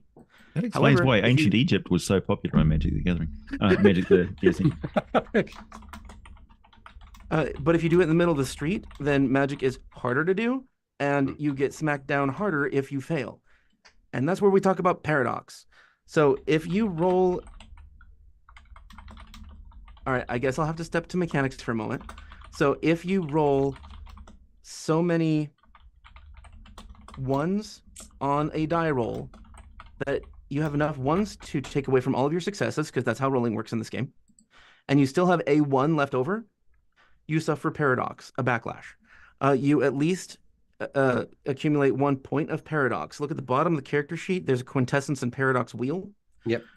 You can accumulate a huge amount of paradox and not actually suffer all that many consequences, except that like weird shit happens. Paradox is reality trying to reinforce itself against your actions. So eventually, if you have enough paradox in your pattern, Reality determines that you're not real and you disappear. In a variety of ways, yes. Like because you're carrying so much, like, let's say it's like static grading against reality, you can have reality around you bend, warp, and break. And that's what the technocracy tries to stop. That's why they exist. They're trying to keep people safe and keep random chaos magic from tearing the world apart. See, that's not bad. It's the Matrix. It's not. It's the Matrix. It's the agents trying to keep the system in Stability, play. The stability peace. of the system. Yes. It's our current society. Peace through beneficial control. That's right. That's a creepy smile. If you hadn't figured it out, I do have the evil laugh, Dungeon Master laugh, and the evil smile. I think AJ's is pretty good too, actually. Yeah. Yeah. AJ's is good Are because you sure it you want to starts do out that? totally jovial and then becomes sinister. Yeah. I just drop people in gelatinous cubes and call it a day. Much easier. Okay. Is there anything else we need to know? Because you were explaining about magic. We got the Yes. quintessence paradox thing, which basically means if we're not careful, could wind up no longer existing. Not Turning just no longer existing, but you can go insane permanently. You can go right. insane temporarily. You can grow extra appendages. You can, if you're lucky, this is the best thing that happens. You have low levels of paradox and you cast a spell, and I decide, you know what? Now it's time to fuck you up. And then I either counteract your magic or your pattern explodes with paradox, realigning reality, Mm. and you basically just burst. You take a bunch of damage. You explode like a balloon. Sort of, yeah. Could you wind up turning into a toilet roll? I think if you have that much paradox, you're not going to turn into anything that makes sense. Right. Mm. Okay. Right. So basically, a big, huge blubber of flesh, maybe. Okay. Probably. We're going to turn And- into Fred's signature lasagna dish. Yeah. Yeah. Which I don't Doesn't have. exist. Yeah. Doesn't That exist. goes- Oh, Doesn't okay. exist. I was thinking it goes through the microwave because it explodes. And then other traits, we don't deal with other traits. It's not a thing that you need to concern yourself with generally when you're building a character. For the most part, yes. There are backgrounds that you can take that lead you to have other traits, usually Oh. other kinds of backgrounds. Or if you take so many backgrounds, you run out of room, that's where the other traits go. It's also possible for you to have a magical ability that's bestowed on you for some reason, like maybe you're a half vampire just because. So you now have disciplines there as well. So basically, other traits is just extra backgrounds or something that winds up cropping up because you did something and you get assigned it. Yeah. Okay. I want to retouch on paradox. I know we're short on time, so I'm going to say this fairly quick, but like, let me know if it doesn't make sense because I'm happy to recover it slower. I'm not trying to insult you. Shit, that sounded bad. So I'm gonna say this now. So static magic is what you want to usually do. Vulgar magic is the dangerous shit. The static magic or coincidental magic isn't always easy to determine. That's where the player agency comes in because you have to explain to me how it's coincidental. Like the fireball thing, you throw a fireball, it's not coincidental. You happen to have on a backpack that looks like a flamethrower, it's coincidental. People could believe that shit. How do you gain quintessence during the game? A variety of ways. One of them is finding physical manifestations of quintessence in the world, touching it and absorb it. You just sucked up magical energy. You hold quintessence in your pattern. The quintessence allows you to use those points to lower the target number of any spell you're trying to use, or sphere, any magic. So it's a good idea to invest at least some points, like your freebie points, into quintessence at the start of the game. Yeah, usually the freebie points that are left over, like you have 2 or 3, you just spend it in quintessence because there's not anything else that's really worth it. Yeah, the more paradox you... I put 1 point into quintessence. That's what I left. Yes. And the more paradox you have in your body from fucked up rolls or using vulgar magic, the less quintessence you're able to store. Oh. Okay. That's why it's a wheel. So basically what you're saying is that the player who is playing the character actually needs to present a argument as to what's going on in terms of the consequence of them using their magic to the game. Yes. Yes. I love how historically in role playing, this was foundational concepts in role playing. Like a lot of other games have copied this system to some extent from Mage. Okay. The thing to keep in mind when you're trying to figure out how you can make a magical effect happen is how would a muggle believe that it could happen? Right. Okay. So you've really got to hide what you're trying to do when you're manipulating magic or whatever it is you're trying to manipulate. You've got to be able to do it in such a way that has the least amount of disbelieving individuals. Otherwise, it's going to really mess it up. Or witnesses. Yeah.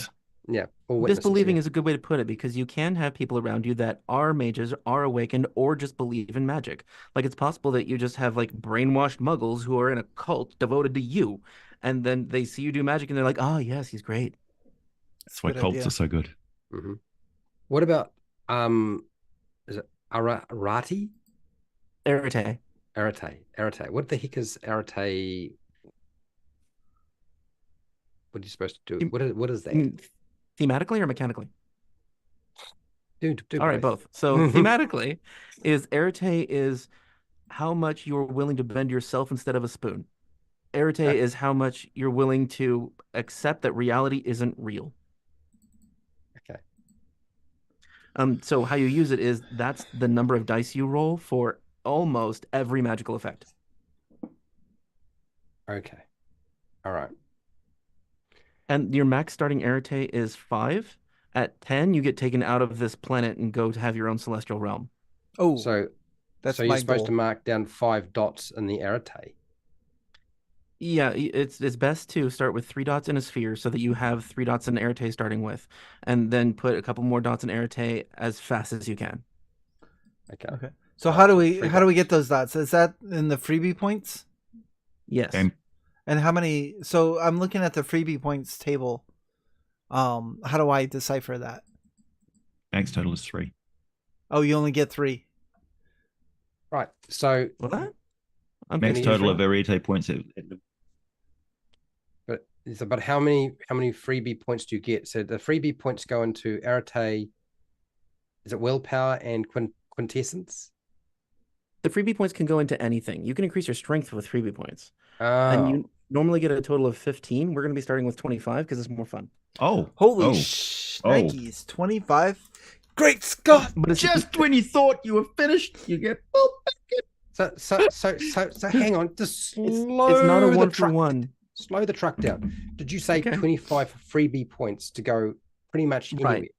But each trait costs a different amount of freebie points. Each point of sphere takes 7 freebie points. Okay.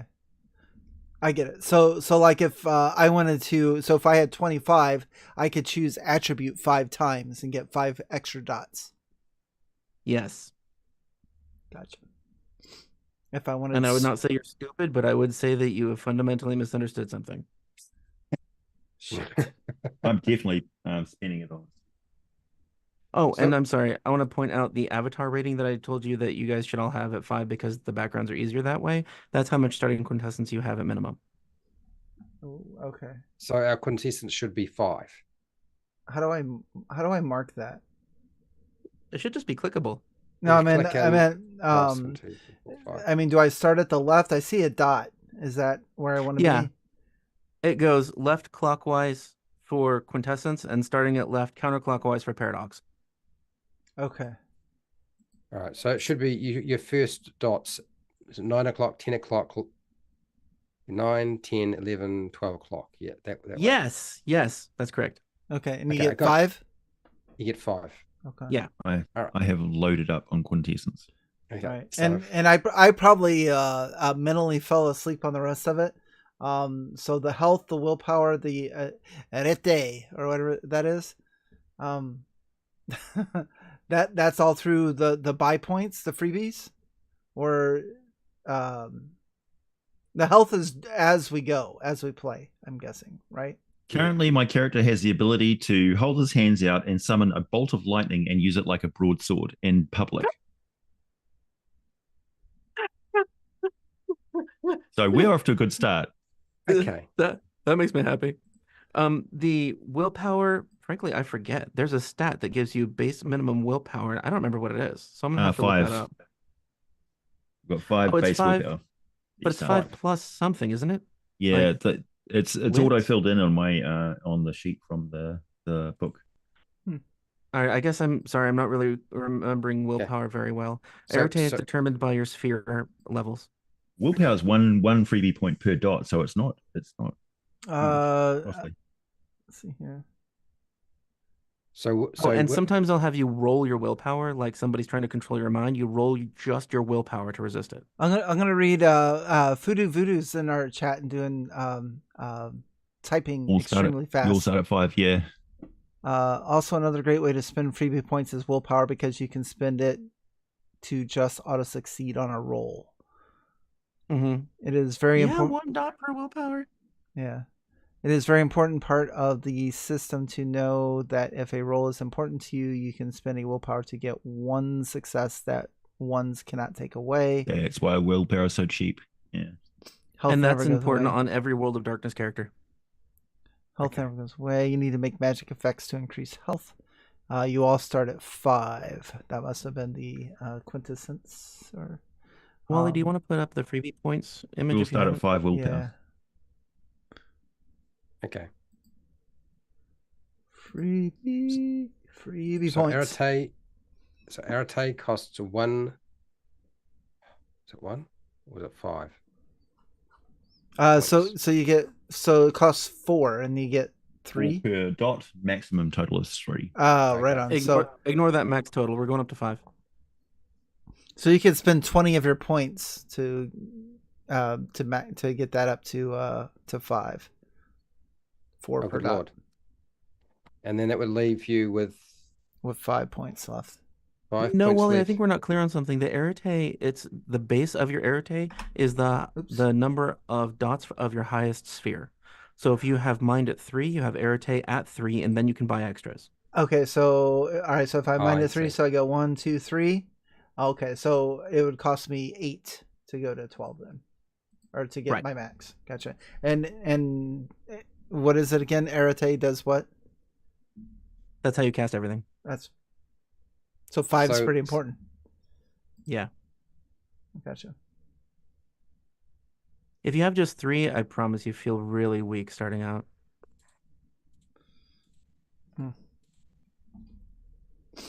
And then willpower starts at 5, and then you add, and it's 1 point of your freebie points to increase it. And like what's his face said, willpower is really important. I don't even have the chat open. How many people are in chat? 38. Wow, cool. No, I'm just kidding. That's helpful. Thanks. 12. Yeah, Yeah, there was 16. There was 16 in there at one point. Yeah. We've but got Glitch King. Looks like Glitch King has played before, and Voodoo Voodoo's got a lot of knowledge on it. He's putting all kinds of stuff in there. All right, Appreciate I think I've figured it out. I think I've marked it down. I think I got it right. Can I just say, still feels it started to feel really simple, and now it feels really, really confusing. Yeah. Very, very, very confusing. I feel like I feel like I've entered another world. I I think it's stepped because you through won't that really window. understand how. I think you won't really understand how it all works until you're actively interacting with the game system. Okay. Well, cool, blimey. Has everybody done theirs? Because I've filled in all my free points. I've filled in all of the attributes, the abilities, the spheres. We've got a background. We don't have to worry about health because nothing's happened to us yet. Quintessence is done. I'm assuming we have 0 experience because it would be ridiculous to have some experience if we haven't actually played yet. Yeah, and the experience is spent in order to increase stats similar to freebie points. So like after the first session, you always get at least 1. You don't really get many in this game. Mm-hmm. Okay. And yeah, and the top end of it is, name, player, character, da da da. I mean, it's mostly they're mostly sort of flavor, conceptual concepts. And if you guys will please send me a copy of the character that you've made, I'll look up all the rotes that you can use with the spheres that you currently have, so you'll have a really specific idea about specific spells that you can do. Okay.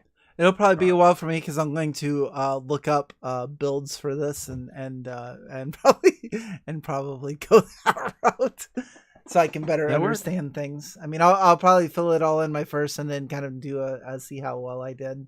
And then see, because I'm sure that I'm missing some connections that I should probably have with yeah. I'm good to go. Yeah, if you hadn't figured it out, AJ's probably smarter than me and Wally. Put together. Well, he's played something like this before. Put together. Yeah, I have the advantage of playing it once before. Technically, I basically just sat there and listened to her tell a story. I made the character sheet, but then we didn't get to use it. And that happens with a lot of mage games. I'll be like, okay, so what's your total in perception alertness? Oh, you notice a thing. What's your total forces? Yeah, you can walk through a wall. Something like that. Yeah. Nice. Like that. So we're going to come back and play this game. So we've built a character. You don't have to. I mean, I see that face. It's like you just chewed on a lemon. Well, I mean, I have chewed on a lemon, but to be fair, if I'd chewed on a lemon, it's probably because we're playing Pathfinder 2nd Edition. You know what I mean?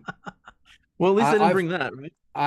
I've played 3.5 and I've played 4E, and I don't want to go back. I will probably have to, but I'm not eager, because you can only eat so many lemons and limes before you need medication. So, but we're going to come back and play this. It's about a month, isn't it? Yeah. Wally? Yeah. So in 2 weeks, we've got the live stream, which is going to be a fundraiser for cancer in memory of Gonzo from Dungeon Class. And I believe that date is March 28th. And then we will be back with Mage the Ascension on Thursday, April 11th. That's North American time zones, not New Zealand time. Correct. Yeah, we're in daylight savings time now. Yeah. So that'll be interesting. I'm rather looking forward to seeing how this goes. I have every intentions, Jack, because this will be the first time, Jake. This will be the first time you've dungeon mastered for us. Cat's got a look of pure mischief. He does. I have every intentions, Jake, of throwing as many curveballs as I possibly can your way, and just to see if I can break you live on Wally's channel. That'll work. I've tried very hard with Wally in the past, but he's just like, really? He's going to use everything but a weapon. Yeah. I'm sure. Yeah. That was entertaining, though. Yeah. I do want to say that we did not cover what most people think of as the first step in Mage, the traditions. Because I don't care. It doesn't really affect your character unless you want to roleplay opposite other traditions or technomats. Thousands of years ago, lots of guys in Egypt did stuff. Yeah. Okay. Yeah. Great. You're an Ollie Batine. Cool. The traditions. Yeah. Yeah. They're time mages. It made sense. Yeah. And there very well could be an additional person or two on that one shot as well. Oh yeah. So yeah. Really? Yeah. Yeah. Well, because I'm not always brilliant at convincing people, but it is possible that I'll be able to get a sucker or a victim to come along for that. Okay, in about a month's time. The pool of YouTubers available in about a month's time is going to grow. So yeah. Let me know who they are as soon as possible so I can make sure they know what the hell they're doing. Yeah. No more than 12. Yeah, and make sure they have pre-made characters so that I don't have to figure out how to make a character. And if not, I'll make one. And if you guys get stuck and don't want to make one, I'll make one. Let me know. Okay. I don't know. I've made a character. That's what we were doing today.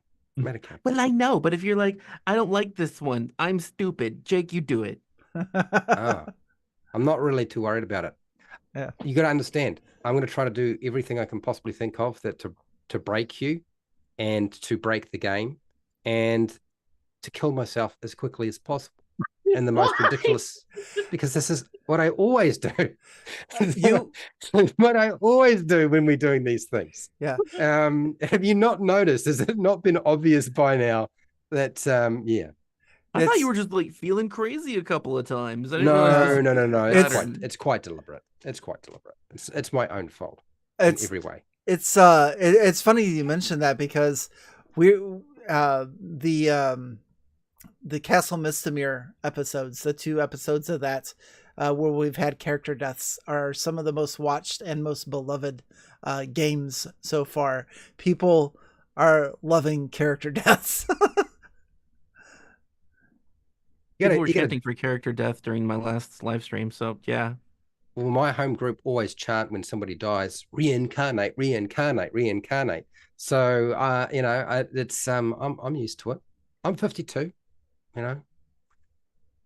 My brother played the most lascivious half-elven bard he possibly could, and so they reincarnated him as a dryad just because they hated him. That's awesome. Before we do start to tail off, I want to thank everybody that's been in the chat today. Thank you, number one, everybody, for joining us.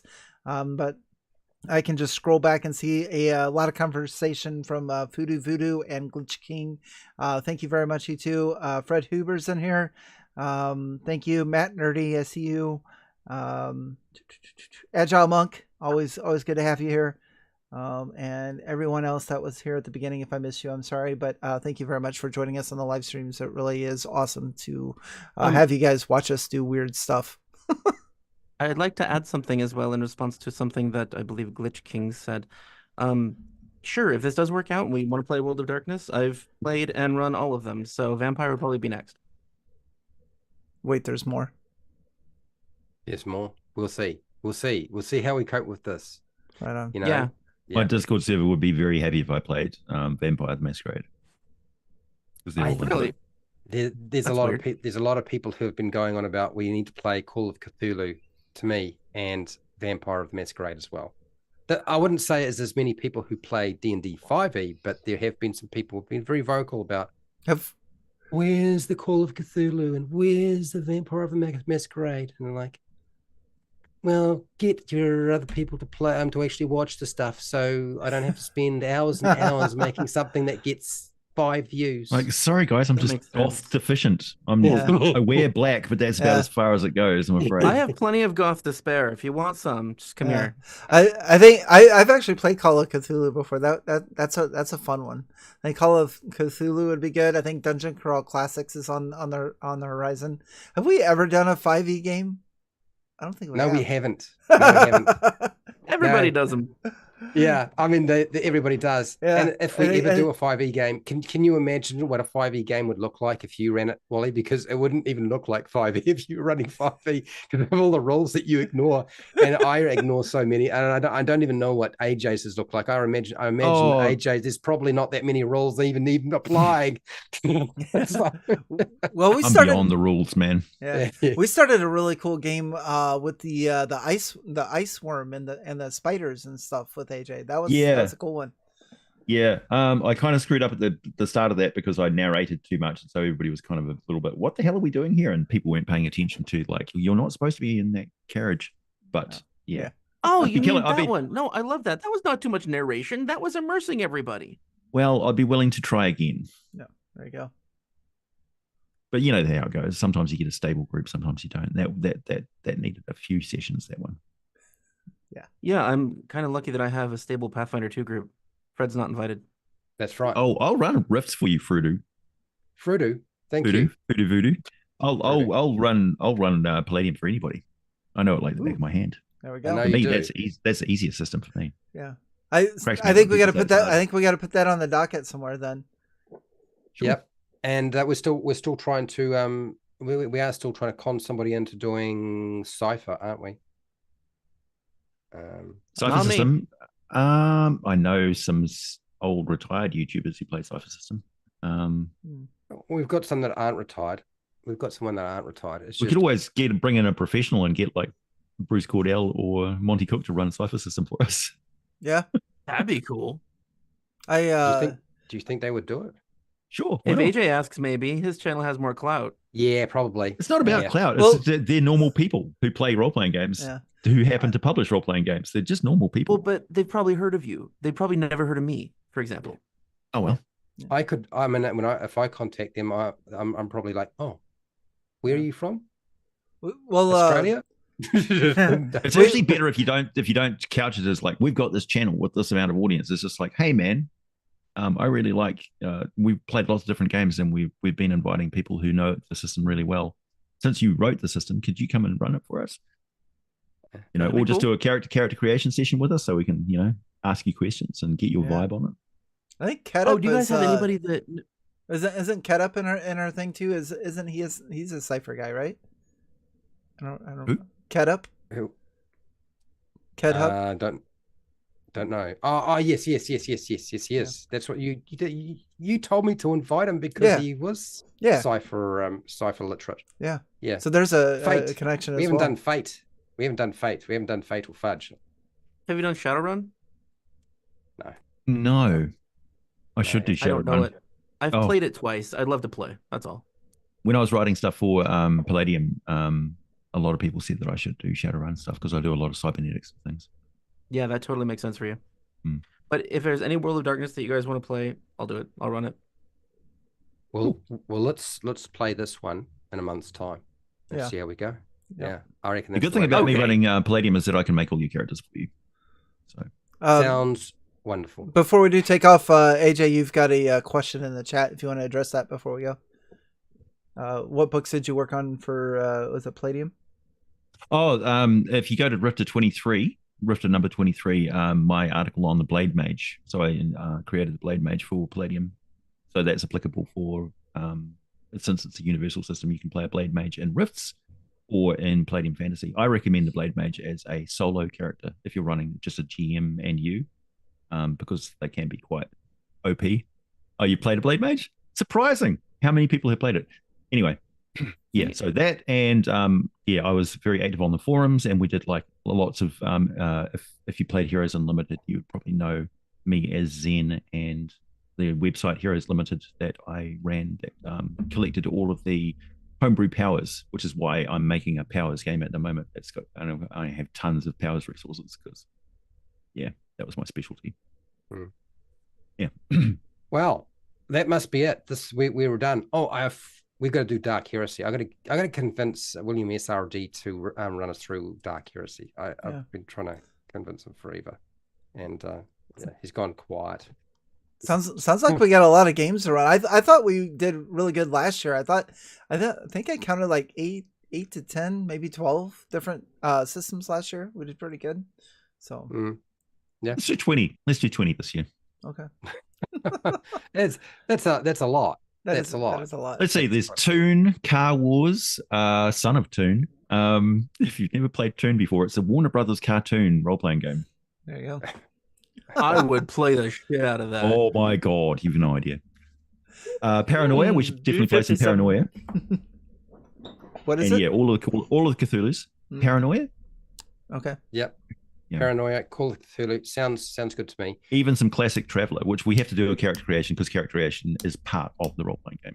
You can't do pre-made characters in Traveller. It doesn't work. Blades in the Dark.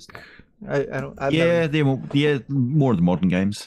Blades in the Dark, and what's that dark fantasy one that she made? Keep forgetting the name of it. It's so simple. Everybody's playing it. It was a successful Kickstarter recently last year. Skull something? No. Oh, Shadow Dark. Shadow Dark. That's one. Thank you. Yeah. We did play Shadow Dark. Yeah, we did. It's really good. Yeah, Basically just an OSR. Yes. I'll be playing that on Saturday. Dungeon Master Johnny's running Shadow Dark for us. Right, and all of the Why are there so many Borgs. dark games like Blades in the Dark? That's another thing. There's lots of Borg games too. So Oh, get a rule book, put it into a blender, throw in Andy Warhol and some LSD, pull it back out again, have somebody tell you that that's a fantastic layout, and that's more book for you. All right. Yeah. Okay. But before we go away from the topic, I add one more because this is something I remember growing up from the 80s because someone actually bought me a book for it. Has anyone ever played Gangbusters? It's an old TSR product from the 80s about 1920s gangs, I guess. I've got two games which I would love to play, but I'm pretty sure nobody's going to play. Hang on a second. He's going to show us. You do realize he's going to show us. He's excited. It's happening. It's gonna happen. Yeah, for sure. You got to make sure, man, when you bump into Kelsey that you say, how about you come and play some Shadow Dark with us? That's not a bad idea. I should see if she'll run a game for us, or at least play it. Yes. This one called Old School Wizardry. Okay. Yeah. Which is it's hard to describe. You could play a mage who specializes in duck magic. I found it and started reading it, and it looked fascinating. I just didn't have time to finish it. It's also hilarious. Like every second page is a gut laugh. That book is just written by brilliant people. Then, of course, there's Discworld, GURPS version. Somebody was talking about GURPS before. Glitch King. There you go, GURPS. GURPS is the oldest generic role-playing system in the world. Oh, wow. Closely followed by Palladium. Interesting. We'll probably get... And I'll knife fight somebody in an alley about that point. I'd be willing to play either of those, but Let's I would see. love playing the Ye Old School of Wizardry one. Oh yeah, it's fantastic. Like the character concept is that, like say you've got like Mage the Gathering, you've got a sphere of magic that you do. If you choose like dirt, well, the smallest particle of dirt is tiny, but the smallest particle of duck is a duck.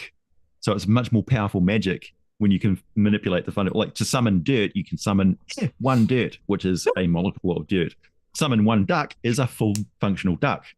So you see. Yeah. Love it. Agile Monk says Shadow Dark. Yeah, that's Tabletop Bob ran Shadow Dark for us last year. He actually ran it for Kelsey as well. Oh, he did? Yeah, Kelsey played in one of his games. That's amazing. How crazy would that be? Playing in a game that you created. That would be awesome. So yeah, so Agile Monk, I'm going to Founders and Legends Con in Lake Geneva.